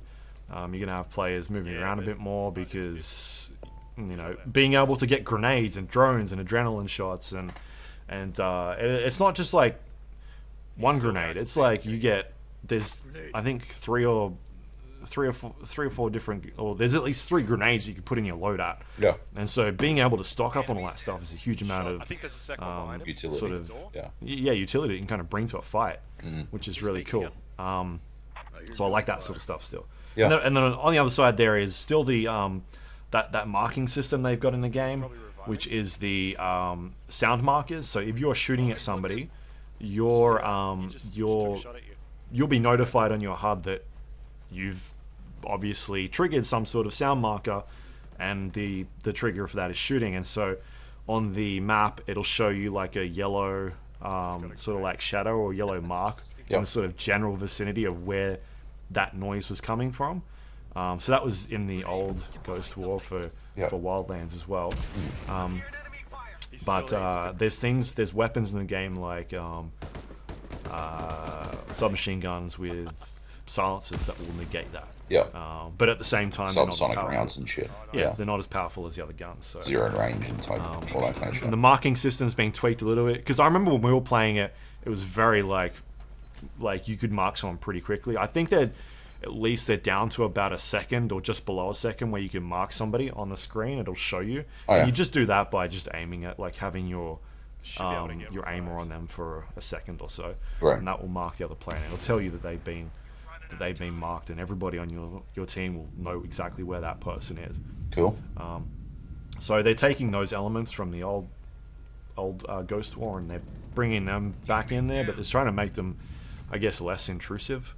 Right. Was the word that he used to me. That's fair. So I like those songs. I like, for the most part, a lot of that stuff. Yeah.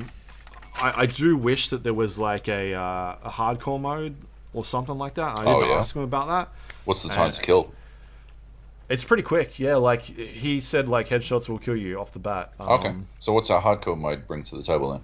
I know. I'm talking about like reduced HUDs. Oh, okay. And like when you launch a drone, the other team not knowing there's a drone in the air, or not knowing that you've been marked, or something like that. Like that. Yeah, that's the sort of stuff that I want to see in a hardcore mode, on top of first person. Right. I asked him about first person, and they're not focused on that at the moment. Yeah. Okay. He said that he definitely talked about it and whatnot. Because I think that'd be really cool. Obviously, I'll definitely still play it. Yeah. Multiplayer this way, but it brings another level of like tactical elements to that game. Yeah. That I think would be really interesting and cool. Oh yeah, 100%. Hardcore first person would be sick. Oh yeah. How long does a round take? Shots. So the rounds we were playing, and it seemed like they were pretty flexible on customizing a lot of this stuff. Right. I didn't go into the menus and all that, but the ones we were playing were about 5 minutes. They basically had a whiteboard up at this event of all the teams that were in there. So it was like the Australian teams, UK was there, Europe, USA. We were playing some of the US people, but like they had a whiteboard up on the board with like who's playing what team, what time of day that the map would take place on. So whether it was night or late afternoon, what the weather type was, and the map and all that sort of stuff. So I didn't get a chance to actually go in and look at how customizable it was, but it seemed like there was a lot of being able to tweak all that stuff and change possibly the round timers, but the ones we were playing were 5 minutes. And some of them would go for... like, when you start the game, that circle is not there. It's only after about a minute or so that circle appears, and then it's like, alright, you need to move now.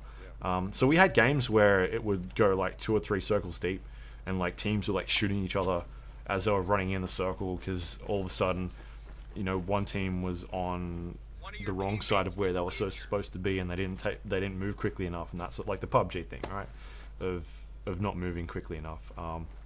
So it was 5 minutes. Obviously, it's pre-alpha game, that could change, but the round times that we were seeing were that long, and it seems like you can customize it. I'm not 100% sure on that, but there was a lot of customization going on in those setting up those games. Yeah. Okay. Well, like, I guess it's mostly just about how much of an impact the constriction of the map really has, you know, based on against the timing of the rounds and stuff. Sure. Yeah. But the 2 maps that we played, one of them was Skullport, the other one was PMC Camp, I believe. The camp was a snow map, and I would say they were rectangle maps, but the middle areas was sort of like a strip in the middle where sort of like the no man's land where you didn't want to get caught out in. I don't know what the other maps are going to be like. I hope that they're a bit more like a bit more cover in between those middle parts, because getting from one side of that map to the other was a bit tricky in the middle sections, because there wasn't a lot of cover to cross between. Whereas if you're on the outsides, there was plenty of cover going on around the outside, so like the outside rectangle, but it was in the middle, it was a bit more convoluted. And those middle sections were kind of where the objectives were, like, oh, you've got to go get the surveillance system over here. And that was a bit of that risk-reward thing of like, I'm pretty fucking open here. I could get sniped out of wherever. Like, you got to check your corners and whatnot. Yeah. So yeah, I would say 5 minutes is feels like a decent time at the moment. Gives you enough time to revive teammates and that sort of thing.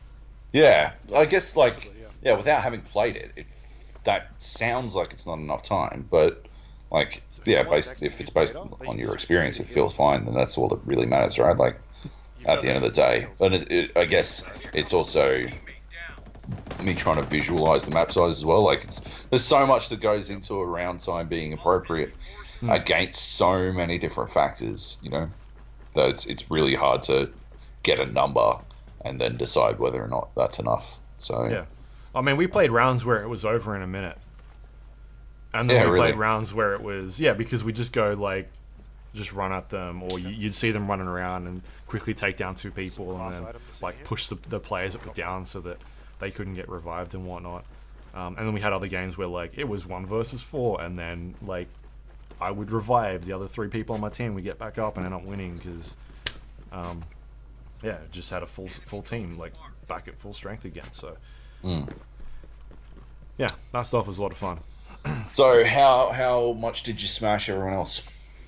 It was pretty filthy. They had us on keyboard and mouse, and also people were able to use controllers they want. And that first game, I think we were playing against US media, and I think we 3-0'd them or 4-0'd them that first one. Nice. It was pretty filthy, yeah. But you know, like I had fun with it. There's a lot of customization in terms of like your characters and whatnot as well. The idea is that they sort of want to have progression across the PvE and PvP sort of hand in hand, so that when you're playing PvP as opposed to PvE, it doesn't feel like you're not gaining anything, and vice versa. So you can bring in the weapons from what you've done in PvP into PvE. Yeah, that's a really good and good vice idea. versa. I'm not 100% sure how they're balancing that. They talked about how there's obviously gear scores and whatnot, and from what I understand, they're kind of stripping the I guess they're kind of stripping away like the damage numbers and whatnot, how that sort of works. But like if you and I were to play against each other, and I've played 50 hours, and you haven't played any, or you know, vice versa, like Yeah. we should be at a even playing field. They were saying like there's Right. no advantage because of the way they're sort of balancing the weapons. Right, that's good. It's, Yeah. At the end of the day, it's just about having options, right? Sure, but you know, the person that's obviously played more is going to have more knowledge about maps and whatnot. It's Yeah, just that yeah.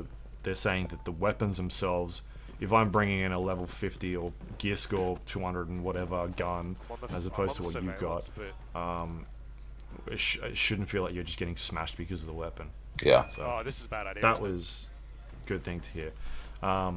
But while you're also playing, you'll be able to own weapons Not if from they're on the PvP roof, and then there's no point. bring them back into PvE, and they'll go back to their gear score level. So while we were playing, we were unlocking cosmetic items and new guns and that sort of thing as well. And you can go in there and equip basically like weapons, secondaries. There was like different types of armor sets for your head, torso, boots. I think there was gloves as well. There was a perk system. You could go in there and select 3 different perks for each character, and there was a bunch of different perks that you go through. As I said before, there's different classes, and they sort of handle differently, and they've got different abilities that you can use. So there's just one guy, is there? What else was there for customizing? I've got a list. Yeah, I think that was probably about it that I can think of off the top of my head. Right. But there's a Okay, lot there sure. that you can sort of, like, you'll be able to play PvP and still feel like you're getting something out of it, as opposed to, like, not like having it be a separate component of the game. Was there anything you felt that was like OP Yeah. or underpowered even? Yeah, we can do that. No, I mean, like, there's definitely, well, like, I was using the sniper at one stage, and there's bullet drop on that and things like that. Like, it's sort of very similar to shooting style as So the last time I did Wildlands, this, and so Yeah. you've got to lead your shots and aim up a little bit, that sort of stuff. Just shove it. What For about me, your the- abilities and stuff? So, I think the sharpshooter one was sort of like a weapon steady type thing. I'm not 100% sure on like what they were doing with the abilities. I didn't Right. get a huge amount of chance to use them. Because the games are over too quick. And yeah, no, I was playing Assault like quite a bit, All right. and we weren't allowed to play the medic class. It was Assault, Sharpshooter, Oh, okay. Panther, and Medic. see. Medic was blocked out. It was only Shoot the it. 3, Shoot both. so Assault, Sharpshooter, Panther, Yeah. and Panther was more like the stealthy dude. Yeah. And I was all about going up and murdering people, so I played that one the most. One of them's very hurt. And yeah, I mean they felt good. So I guess we'll see how they sort of handle in full game and whether or not they're overpowered and whatnot. But I didn't feel like there's anything overpowered. The bits where I felt like it's overpowered is like sitting behind a wall and waiting for someone to move and then Oh, peeking good out and shooting stuff. them. Yeah. That's just because of bad positional from the other team. Yeah. Someone's down. So like once you learn how to adapt to that and get an idea of they could be, or if you know there's someone behind a wall over there because you've seen them, probably not a good idea to run out in the open Okay. because you'll probably get Pushing. pinged. I'm pushing. So yeah, I don't know, man. Like I had fun playing it. There was there seemed to be doing like a lot of smart ideas around this active gameplay system that I like. Like they're trying to combat the people that play passively and teams that'll just sit at their spawn and wait for people to come to them. You're not going to get anything out of that. So Yeah. I think that's really good. What else have I got here? I actually don't have my. Okay. This is the wrong page. What else have I written? 6 maps at launch, which is cool. Okay. One of them being the snow map we checked out. Dedicated servers. They've confirmed that they're bringing dedicated servers. On top of that, Someone's king. Who's that? anti-cheat. They're bringing in BattleEye. Nice. I asked them. They said they're doing BattleEye as their service. Right. It seems like they're taking some feedback from sort of like what Rainbow Six is doing. One of them's from pushing down the middle towards the my lead. body. I spoke to the lead game designer about it, Yep. and he said basically like dedicated servers allows them to more quality of life stuff for them, and for players, you know, being able to mute other players and report them and whatnot. All the anti-cheat stuff that comes with that, and yeah, so it's a good move. Like we've seen Ubisoft bring out games in the past, For Honor, for example, where they've done players hosting peer-to-peer, and it hasn't worked very well. No. So Yeah, it's a huge this is good. issue. It's a good move. Definitely a good move. Feels like they're taking it seriously. Absolutely, and they said that they've got like extensive post-launch plans. I specifically asked them about Battle Royale because they've literally got the fucking 2 main mechanics in there. Like as soon as they talked about this moving circle, I'm like, oh really? Okay. It is, and we talked about this when Wildlands was out. We were like, if this had a Battle Royale mode, I would probably play this more than PUBG because like that game looks fantastic. It's such a great engine. Looks amazing. Shooting's really good. And at that stage, I don't think there was a first person in PUBG at that stage. So we were pretty on board with playing some Battle Royale in Ghost Recon Wildlands. But I feel like it's an easy, if the engine can do it, why not? Like they've got a lot of those mechanics there.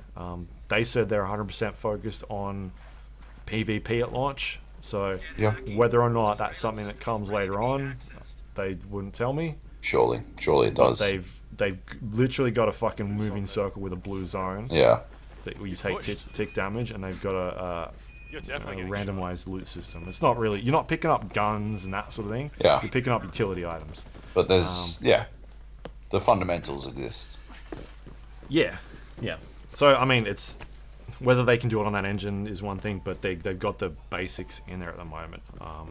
Don't know what else the multiplayer is going to have moving forward, but the 2 they talked about was TDM, which is what we saw, and Sabotage, which is your battle mode. Yeah.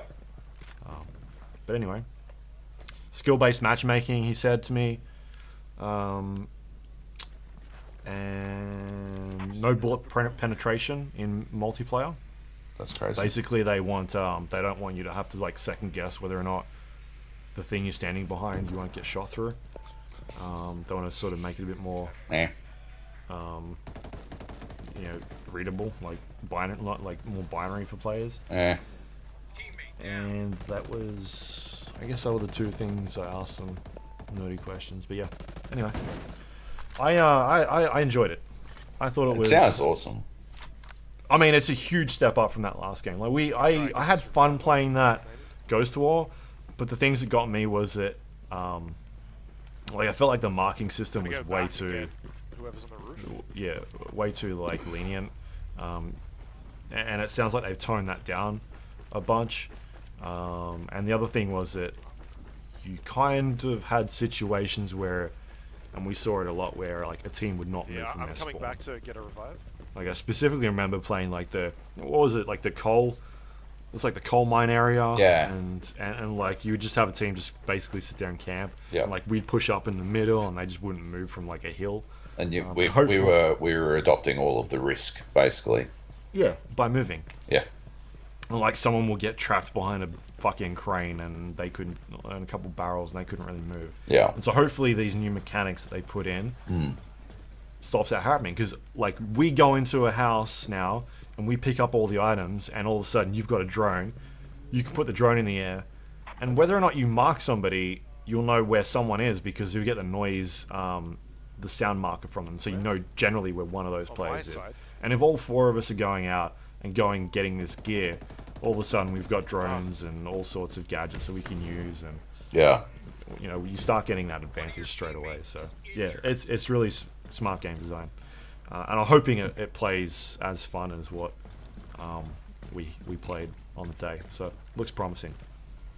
I'm amped. I'm pumped for it. Like, honestly, I mean, I was already pretty pumped for the PvE portion of the game. So yeah, like, at being excited already. This sounds like exactly what they needed to do. Basically, they made a lot of really good decisions. So yeah, I'm amped. I can't wait. Yeah. So the guy working on this, the lead game designer, was the one that gave us the presentation, but also the creative director of Breakpoint was there. He didn't really. He was doing interviews, but you know, this wasn't a Breakpoint like campaign sort of event. This was more like talking to the multiplayer team, and obviously he's still very much involved and that sort of thing. But I didn't get a chance to interview him, but when he was walking around, I grabbed him quickly and told him that the Predator mission from Ghost Recon Wildlands was Game of the Year material, and he was very excited about that. And he basically said to me, "Wait till you see our Terminator missions." I'm gonna push You showed me that trailer for the Predator game that they're making. Looks generic as fuck, but it honestly doesn't matter. As soon as I hear that soundtrack, like, it's like something fucking twigs in me. It's like my fucking Vietnam moment or something. That's disrespectful to people who were there, but like, it's seriously just like, fuck, run away from the goddamn bomb.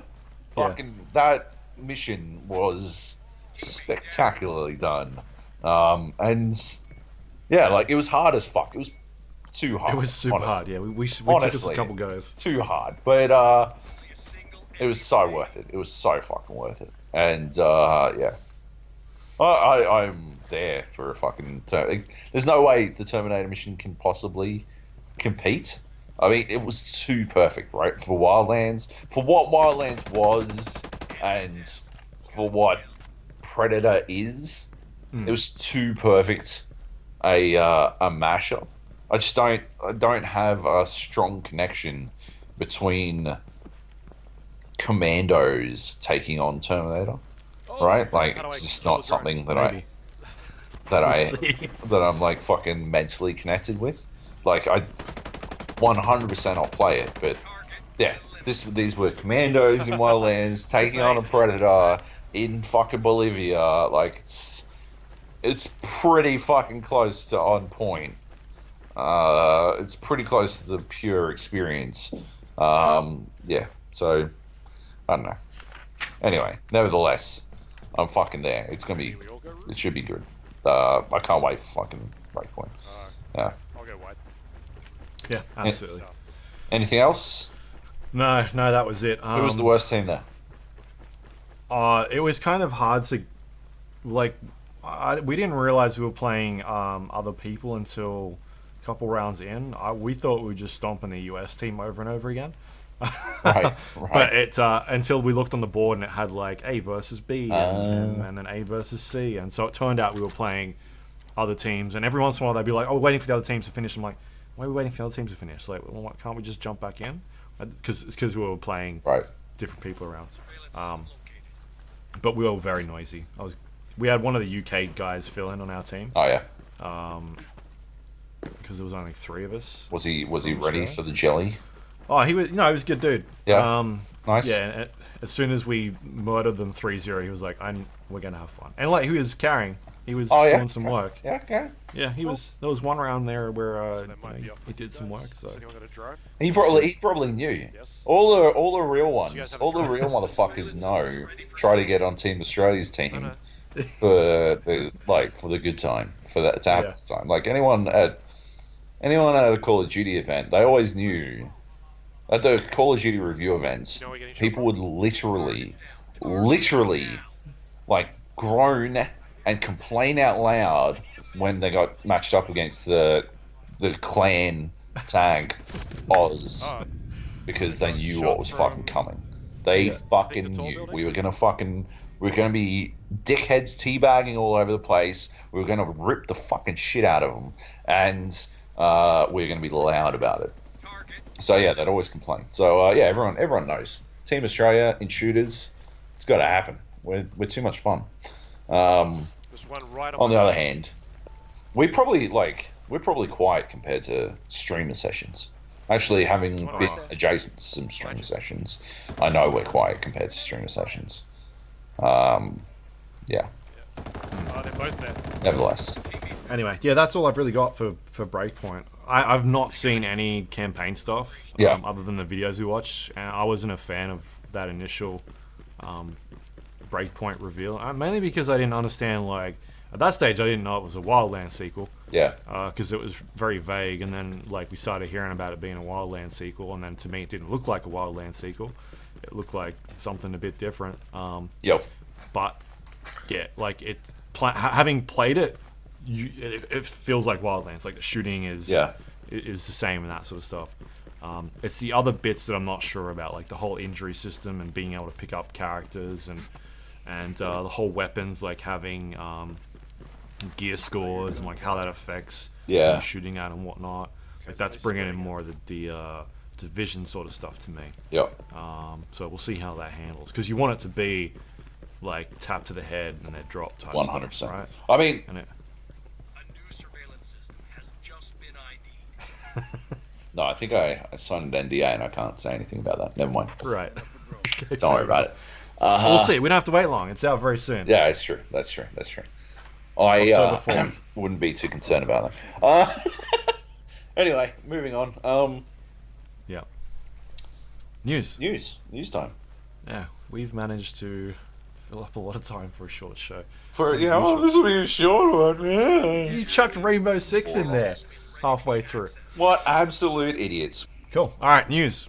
Gamescom is on at the moment. Yes. And so we've had a little bit of stuff coming out. In particular, we'll go through some of the announcements / trailers that were shown off at the opening night, which Jeff Keighley hosted.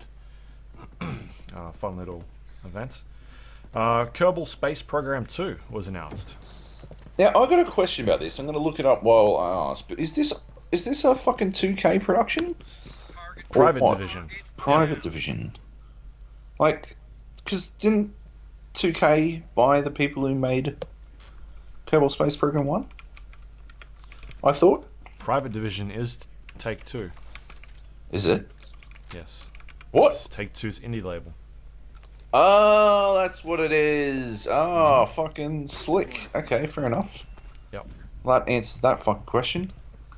Alright, so yeah. Kerbal Space Program 2. It's a big deal. I haven't gotten wildly into Kerbal Space Program. I did dick about with it a bunch, but I don't have the sadistic streak I think you need to continuously load those little motherfuckers into a fucking rocket that I know is never going to make it off the fucking... Well, it's going to make it off the ground. But how far? Until it starts going in the opposite direction. Or in every direction. Yeah, like... No, but I know people fucking love Kerbal Space Program, and I can absolutely see why.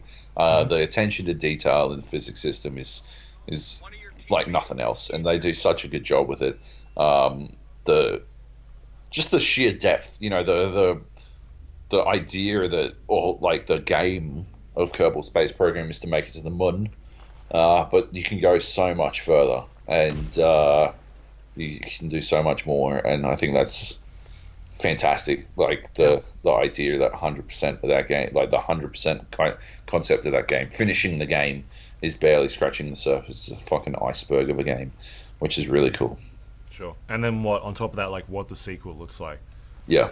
Because obviously it's got to be something more than just what they've done already. Yeah. They're going to have to pull out something big, because people... There's a lot of cynicism, I think, from the outset, based on the fact that it is being made by 2K, like owned by, they got bought by 2K, and a lot of people, walked around with their banners saying that the end was nigh as a result. And they Still have don't been buy it. proven wrong largely, based on the efforts of Kerbal Space Program to stay the course. But people will be watching out for any slip up from the second game. Yep. Yeah. What else? Little Nightmares 2 was also announced. This is the side-scrolling like puzzle game. Action. I didn't really. I didn't play this one. Why did you put But this in as soon as I saw that trailer, I was like, "Oh, this is the sequel to that Little Monsters game." A game and you it didn't came play. up, Little Nightmares. Nice. I was like, "Oh, that's what I meant." Right. Little Nightmares. It's got this aesthetic about it that you can know immediately sort of what it is. Right. So there's that. Everspace 2 was also announced, Yep. and nothing else to say about that. No, I didn't really play Everspace all that much. I played it a little bit, but there's I have a real problem with just space games at the moment. They're all blending together really quickly, for me. So I keep buying new ones because I'm chasing the holy grail of the perfect space game, and so I keep buying new ones and being inevitably disappointed because my wildly high expectations can never fucking be met, and then I sort of fucking move on to the next one. Everspace was definitely a victim to that habit of mine. Just trying to work out which one it was. Mm-hmm. It was it was actually a pretty cool take on it. It was much more action oriented. At the end of the day, what I want is a space trucking simulator where I can then also decide to go murder everyone in my spaceship. So, because I think at the end of the day, my space game ideal is me being Han Solo, right? Right. Han Solo is a smuggler. Han Solo is a space trucker. He is a space trucker. Him and his dog go flying all over the fucking show, space trucking it up, right? I am not interested in being Luke Skywalker because Luke is a fucking dweeb. And I mean that in every sense of the word. Luke. Hey, got him. Yeah. Sure thing, Joba the Hutt. I got nothing. At least, that's actually the end goal. That's the end goal that I want out of a space game, is to be, to have it turn into a fucking 4X where I'm managing a massive, galactic Yeah. trade. You're a space gangster. Yeah, space gangster. That's what I'm in it for. Anyway, so it's really tough for space games to actually live up to my unrealistic expectations. But Everspace was very action focused, if I recall correctly, which wound up being why it wasn't really for me. What else? Death Stranding. No, not that one. I realized we forgot one. Sega is doing Humankind, which is looks like a Civilization, style game. That looks interesting. I don't really know. It's we've struggled to see Firaxis do much with the concept for a long time. I don't see how the fuck a brand new studio is going to come in and do something that is going to blow us all away without directly aping what's come before it. I think it's a tricky fucking space to enter because it is so broad.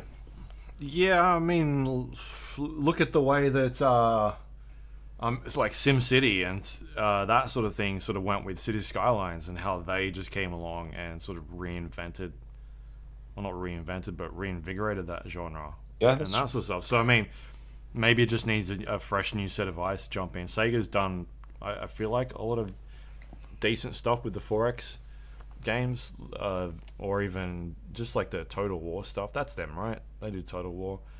Yeah. Oh, and Like the super niche Hold- sort of games. never mind. Scratch what I just said. This is the Endless Legend studio doing this as well. Right. So this is gonna fucking rule. Yeah. Yeah. Never mind. Forget me. Shut the fuck up, Joe. Move on. Let's go. Death Stranding. The more Answered I see all the this questions game, we were asking. the more I see this game, the more I'm convinced that it's going to be a fucking turd. That there's literally no way it can be any good. That I'm going to have to sit through a bunch of people memeing about how it's the greatest thing ever when it's actually just a giant fucking lump of shit. Mm-hmm. And then there's this part of me that's worried that I'm going to be one of those idiots. Yeah. I walked for 45 hours and all Yeah. I got was this ladder. I've played so many games where I've walked for 45 hours and only walked away with fucking can opener or some shit.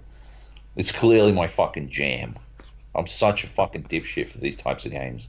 It's dangerous. So I'm worried. I'm concerned. But yeah, we did get to see Norman Reedus P, which is fantastic. Obviously, it's a huge deal. Yeah.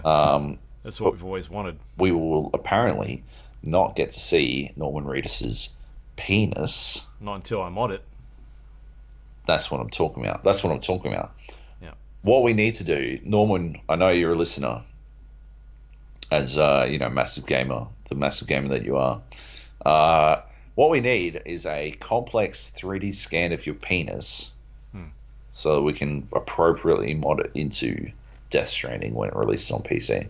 So if you could send us those files to the gapodcast@gmail.com. Oh no.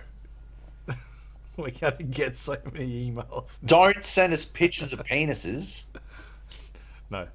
3D models of penises. And specifically Norman Reedus's penis. That really like flows off the tongue, if you know what I mean. Norman Reedus's penis. Yeah, specifically his penis, and preferably it will come from Norman himself. He will like maybe go into the 2K mocap studio and mocap his penis or something. It'd be fantastic if it was more than just like flaccid and erect, two different types of Norman Reedus penis would be primo, because like you got to properly manage the physics. I don't know if you've ever pissed with a boner, Luke, but when I pee with a boner, it is a whole different ball game. It is like peeing when I don't have a boner, regular pee, right? Like, yeah, it goes everywhere, but generally regular pee. Peeing with a boner, Right. like What's surprising about this conversation is you've actually spent less time than they did talking about this whole thing. I've been trying to get to the point where I've talked as much about whether or not we'll see Norman Reedus' penis, but no, I've fallen short. Very disappointing. Anyway, yeah, that game looks fucking dumb. It looks dumb, and now Jeff Keighley's in it.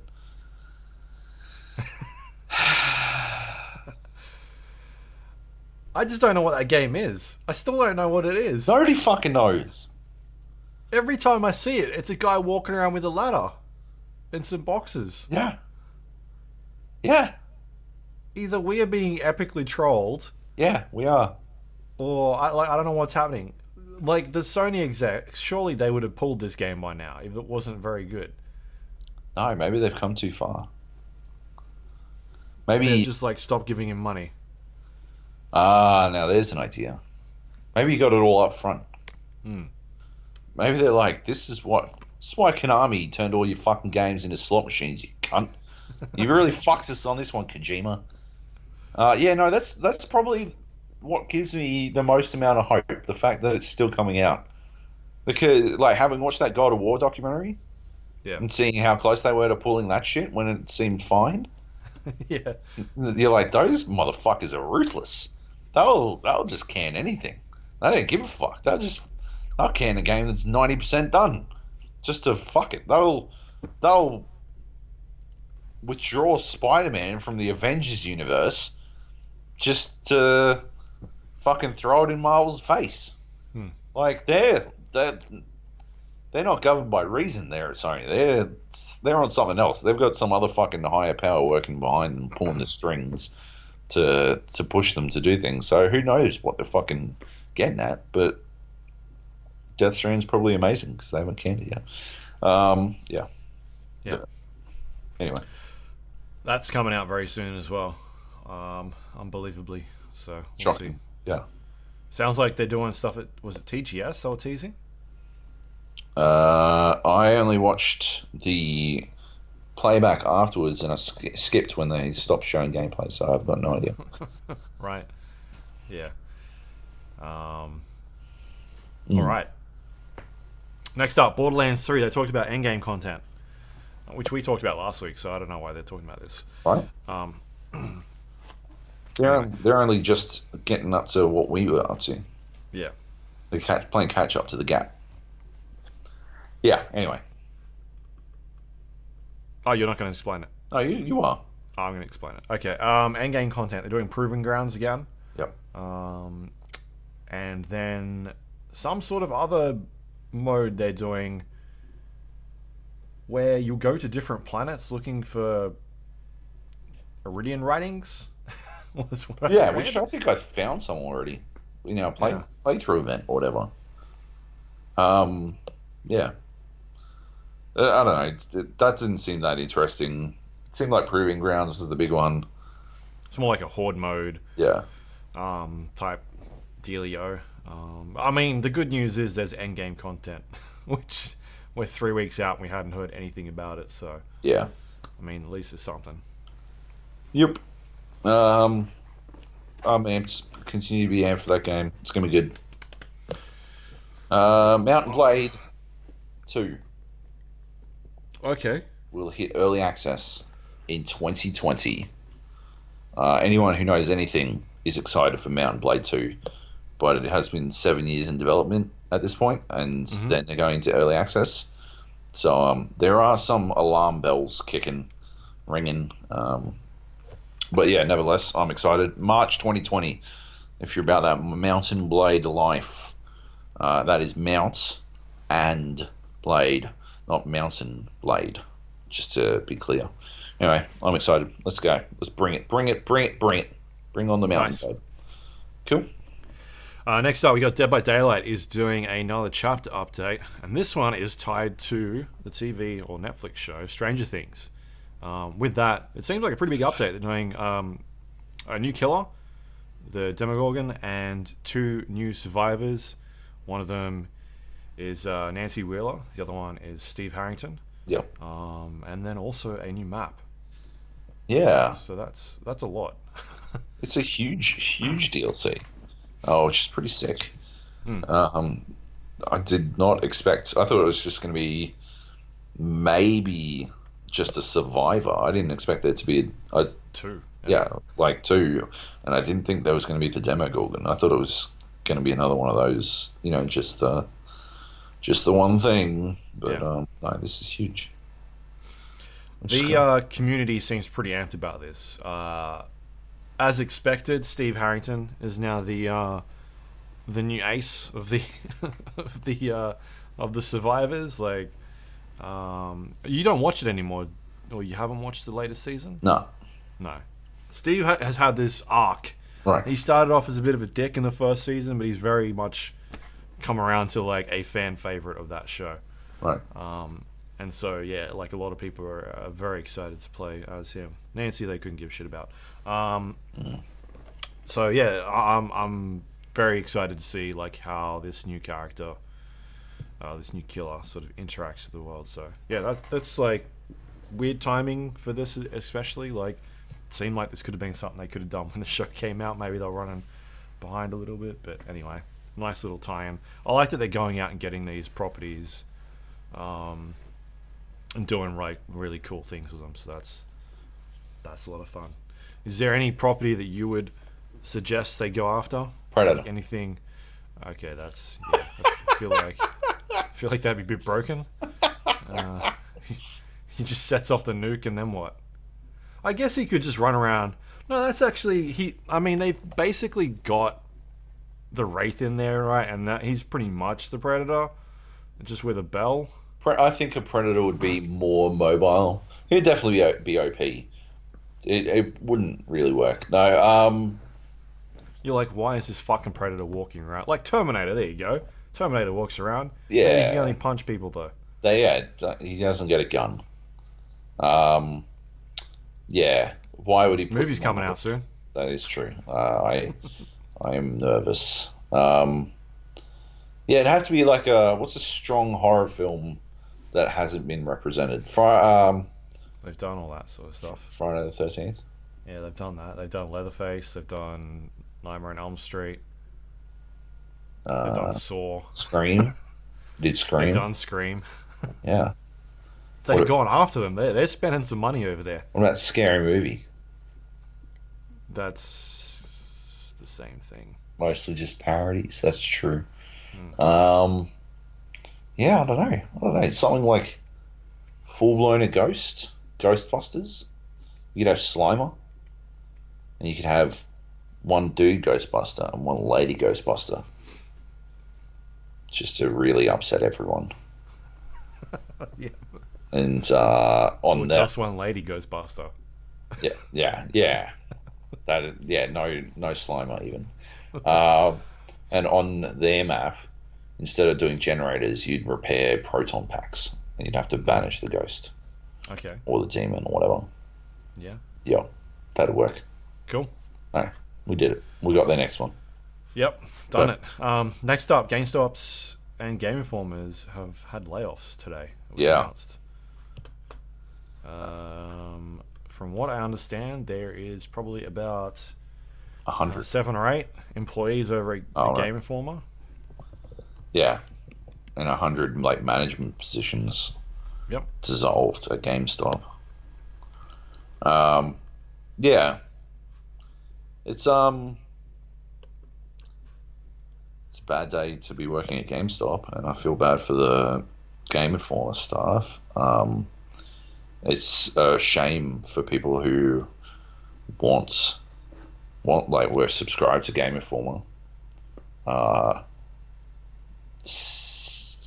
Like Kotaku reckons it was half of Game Informer's staff that were laid off. Yeah. But 7 people being half of the editorial staff. Yeah. Here in Australia, we haven't seen an editorial staff of half of 7. Like, we would never even dream of having that many fucking editorial staff. So that's eye-opening at the very least. Yeah. It's not like the magazine can't run with fewer people, because most magazines that run out of Australia have always run with far fewer people. Mm-hmm. So that doesn't mean the end of Game Informer, but it is absolutely a shame for the people who lost their jobs. One of them, I saw one of them like found out while on holidays. That's yeah. And another one found while he was at fucking Gamescom on assignment for the magazine.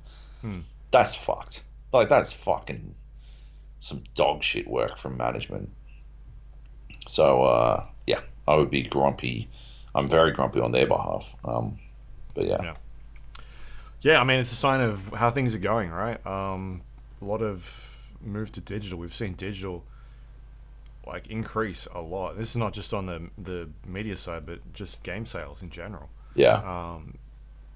Like you see those releases every year about sort of the games industry and how much profit they've made and how physical sales are sort of declining, but its physical sales are like up 46%. You're like, that's a lot. Yeah. You know, you see that game sales are down 5%. And it's like, no, that's physical copies, and digital sales are 50%. Yeah. Yeah. So no, actually total they're going up.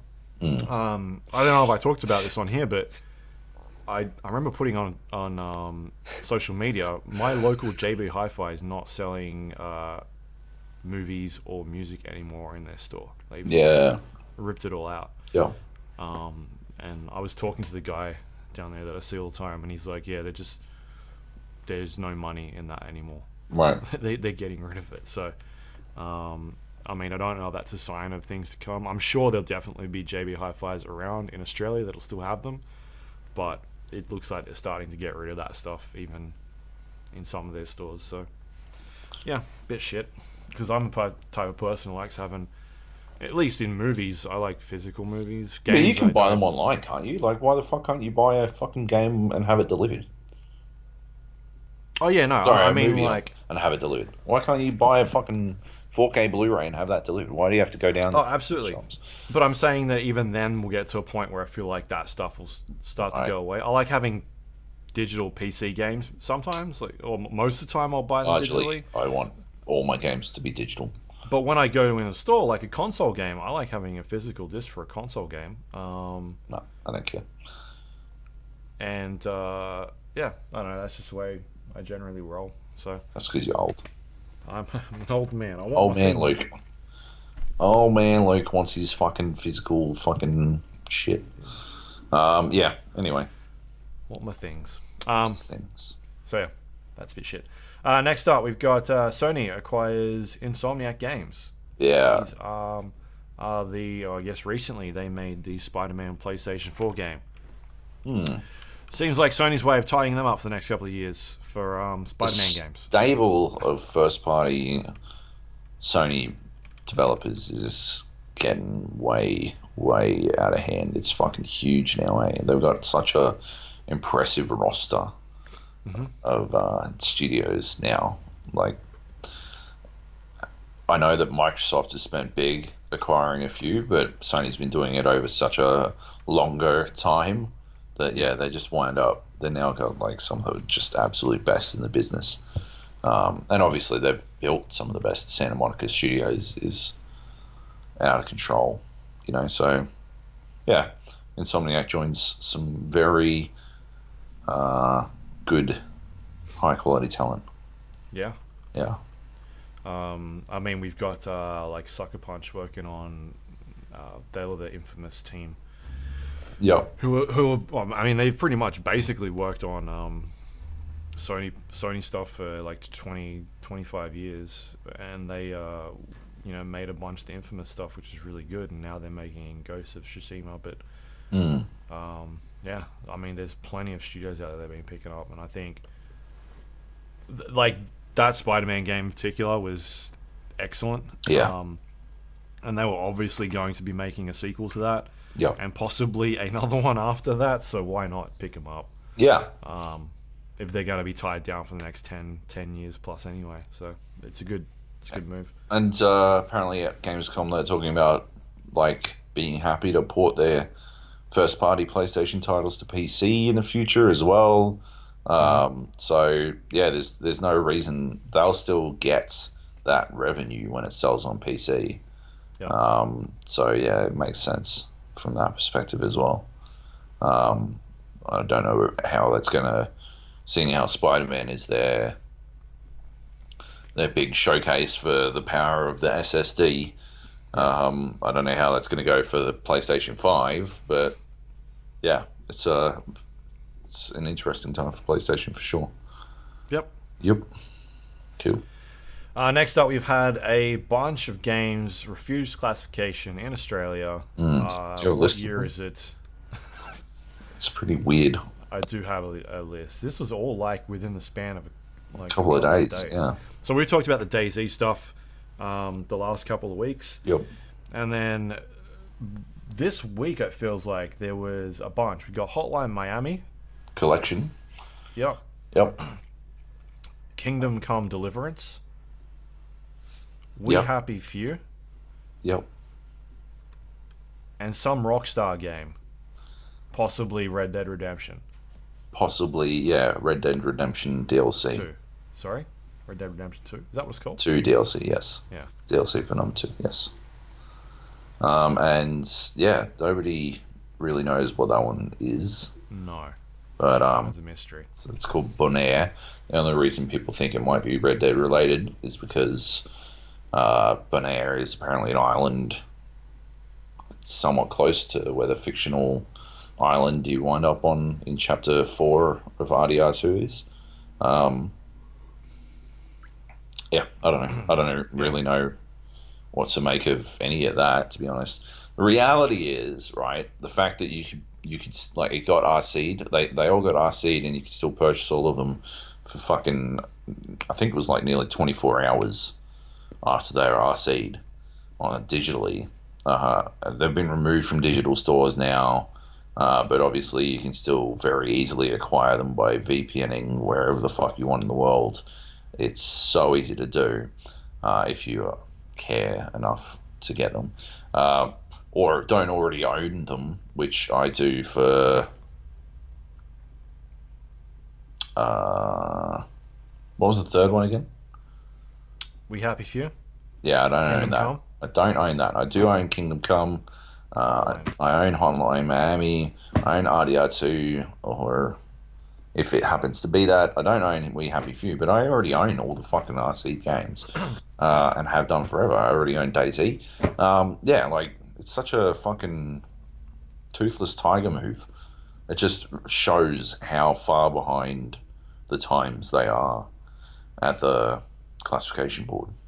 Yeah, because these are all generally these are games that are out that are being put over to different platforms or like collections or something like that. They're not new games. Yeah, It's really strange what's going on over there. it's very odd. Yeah. But yeah, it doesn't really have any impact at the end of the day, I guess. Yeah. All right, and that's the news That is the of the week. news. And Job lost half of his head. Oh no, I'm back down, am I? Yeah. Am I back up? I'm doing the maddest crunch right now to make it work. There we go. Yeah. Tight. All right. Cool. The Gap, you can find us on iTunes, Android, Windows Store, Spotify, YouTube, all those places under The Gap or the GA Podcast. If you do have a couple of moments, please leave a review. Very helpful. Helps other people find the show. Yep. And they know that it might be worth listening to. You can send us emails if you want, the GA Podcast at gmail.com. Did anybody send us emails? I feel like I saw an email this week. What? Yeah. Uh-oh. And with Discord questions as well. I'm on my there was fucking any. laptop, but I don't have the fucking... I'll have to find it. Oh gosh, what have I pressed? Yeah, you have to fucking read it. Anyway. But we don't have The no questions on Discord. Ask questions. we've got For next Tristan sent us an email saying that he enjoys the show. Oh, thanks, Tristan. Yep. Nice. He's been listening for years, he says. What a legend. Otherwise, it's all PR emails in the email. So, Tight. We like those too. yeah. Send us questions. Send Luke questions about San Fran. Then he has to answer them next week. It's a good question. Good. I think I'll still be here next week. Yeah, Be but like, recording. to be set up, you'll be about to go to San Fran. No? Okay. Don't worry about it. All right. It's beyond him. We had the no, because I'm looking at the questions in Discord. We don't have any. We No, that's did literally the what I said. Dangers one last week. We did. So, yeah. All right. Easy. I like you saying can- his many names for us. He's always got a new one. He's always good. He does. Yeah, anyway. What does he think about Insomniac? Oh, that's a good question. Yeah. It's probably fucking jizzing. You were going to say Oh something. no, that's This a different dude's game, real. isn't it? Is it? Is it Jack and Daxter? Jack and Daxter? That's Insomniac, isn't it? Insomniac? Yeah. Right. Okay. He's going to be pissed if we're wrong. Oh, what happened here? I messed this up. That was where I dropped my keyboard. You can find us on social Naughty media, Dog. Facebook. Oh, what have we done? And Oh, is also it? Ready at Dawn and also High Impact Games. We have fucked this up. Who did We're Jack way and off. Daxter? Naughty Dog, apparently. Oh, what Insomniac do? Ratchet and Clank. Yeah. I always get them confused. They're That's basically because the they're the same same to me. game. Yeah, same, pretty much. They're exactly the same game. Anyway. Facebook.com/GA Podcast, Twitter.com/GA Podcast. You also find us on YouTube, thegapodcast.com/YouTube. You can go onto our Discord page as well, thegapodcast.com/Discord. If you want to check out our Dota 2 chat this Yes. week. A lot of Yeah, we're spoiler talking chat. about Dota. Spoiler chat. Spoiler chatting about Dota. We've got a spoiler chat channel so that you don't spoil it for people who haven't watched or who are catching up on VODs, which is always good. Yep. Do we want to talk about this Apex stuff? Real quick? I haven't paid any attention. Real quick. I just want to talk about it. So obviously last week I ripped into the Iron Crown event because I felt that it wasn't the best executed effort. Yeah, on Reddit they were responding to some criticism, and a dev, like a producer and the community manager, they didn't even lash out. They used the same language that was being used. Like, they were tonally consistent, I suppose.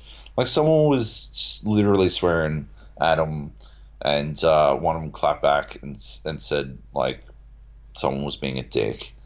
A dick. And suddenly, like, it pisses me off so much. Like, suddenly all these concern trolling fuckheads are clutching at their handbags over how dare you use that language. Oh my god. I cannot believe it. You deserve to lose your job. Fired for this and all this kind of shit. It came to, like, Vince Zampella actually issuing an apology for his employees lashing out when they receive non-stop threats of violence and death threats and abuse. And we have to get to a point where, like, as a fucking society, where we no longer allow fucking words to have that impact. But as it is right now, cunts will use language as a weapon against others in an effort to, like, they're not arguing in good faith when they try to claim that, you know, a community manager shouldn't call them a dick. That's not an argument made in good faith. They didn't call, like, they said that people were acting like dicks, and then someone acted like a dick and they said he was a dick, essentially. Like, that's not verbatim what happened, but it's roughly what happened. Like, yeah, if you're not acting like a dick, then he's not talking about you. And if you are acting like a dick, fuck you! Like, God, why is this so hard? Nobody is upset when the fucking primary rule of PAX Australia is don't be a dick, all right? Or PAX worldwide, actually, is don't be a dick, right? But suddenly a fucking CM or producer is like, oh, you're being a dick? And people fucking lose their shit. You know they're not being genuine. You know they don't genuinely care about being called a dick. All they're trying to do is curry favor with angry people who are angry about something very different. They're angry about Iron Crown. And all that it's actually doing is drawing attention away from what they're actually angry about. It's horseshit. Like, it's just fucking garbage.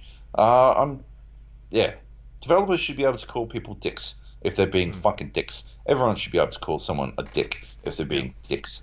It's so fucking stupid that we're so stuck in this culture of ego fucking measuring bullshit. Like, just fucking, who gives a fuck, right? Like, Christ. Oh, sticks and stones, baby. Like, yeah. And that's kind of why I just didn't, like, I looked at it, saw what was going on, and was like, this is a non-issue. Yeah. Like, they're making a big deal out of fucking nothing. I don't care. I was mostly just bummed out for the Respawn team. I can't believe it. Like, I was fucking G'd up, right? I was like, fuck yeah, let's get into it. Like, let's have some fucking wars, Apex. And then I'm like, oh no, I'm on Respawn's team again. Damn it. Yep. Yeah. Anyway. All right. Join us Maybe on share Discord. your thoughts Yeah. on Discord. You go to our website as well, thegapodcast.com. It's got links to all those social medias and all those wonderful things you can check out, including past episodes of the show. Maybe you want to go check out last week where we talked about Borderlands for a while. For quite some time. Yeah. That's thegapodcast.com. That's all thanks to our Patreon members. If you want to help support the show, you can go to patreon.com/gapodcast. Thank you to everyone that does that every month. It's You are the greatly best. appreciated. We and very much appreciate it. Joab does specifically. I do, actually. And I do as well. No, he's already said. And I think that is it. Have you got anything you want to share that you've written about or videoed about? Or you can check out my thoughts on Borderlands 3 on redbull.com. I think that's it. I've been toying with a story about how esports needs more BM in the bad manners sense, not in the bowel movement sense. But need more toilet breaks. That's more. What we want. Damn it! Have some respect. These games go for too long, and I can't. I'm incontinent. No. Yeah. Like I genuinely believe it. It's cropped up a number of times over the last couple of weeks. And again, people, getting outraged over the actions of others that have literally no impact on, like, one way or the other. Like, if there's no gameplay impact, yeah, I just don't believe. I actually think we need more of it, to be honest. It's cropping its head up at the moment, particularly because people are, again, getting upset that OG are spamming the chat wheel, even though OG are far from the only team that does it. It's also entertaining as fuck. And it's avoidable by the other team. They can mute it and stuff, so it doesn't really have any gameplay impact. Mm-hmm. The thing is, like, I went pretty deep on it, and apparently it's like a coping mechanism for the pub players like Anna and Thompson to keep in the mindset of playing a pub where they're always at the top of the game. When they try to play too professional and they don't chat wheel spam or anything, they're not having a good time, so they don't play well. Sure. From a viewer perspective, I think it needs to, there needs to be way more of it. We need fucking tons more of personality in esports. We need it so fucking bad. And yeah, it's crazy that, like, knowing Australia's history with bants and sledging, that it is wild to me that we would not want to see more of it, because some of the shit cricket players have said over the years, I wouldn't, like, I'm pretty easygoing, but I think you'd probably cop one from me over some of the shit they said. Like, some real dog shit stuff. Going after, like, dead mums and stuff. Anyway. Yeah. Ironic for me to say that after my declaration of sticks and stones. But, yeah. Anyway, I'm toying with the idea, but I don't know if I'm actually going to crunch it out, because it feels sort of light on. It feels sort of just anti-circle jerk type shit. And I don't want to do that. I want to be involved in that pointless mouthpiecing. So, I don't know. Keep an eye out. I'll promote it on my Twitter and stuff if I do wind up finding a way to write it that feels good. But at this stage, it might just be a topic for another day on the podcast. Yeah. Nice. Anyway. For me, you can go to Stevivor.com, check out, as you said, Borderlands 3 coverage. I wrote about Rainbow Six Siege, new season on that. Yep. Also some Ghost Recon Breakpoint, as well as interviews with the developers, a couple articles over there. And it's been busy. Yeah, it was busy. Yeah. It was very busy. And I think that is it. Yeah. Cool. That's all. Nice. Good show. It was long. Yeah, longer. 10 years. A lot longer than we expected. 10 years. Congratulations, Luke. Yeah, that's what I do. Thanks to everyone that's listened, especially if you've been around for 10 years. Yeah. That'd be crazy. Absolutely. Yeah. That would be crazy. That's a lot. Otherwise, we're back next week. Big show, as I said, Control, Ancestors, fuck, whatever else we've got. Man of Medan. Yeah. Yeah. There's things coming. There's a lot coming out. Spicy show next week. Yes. Check it out. Bye.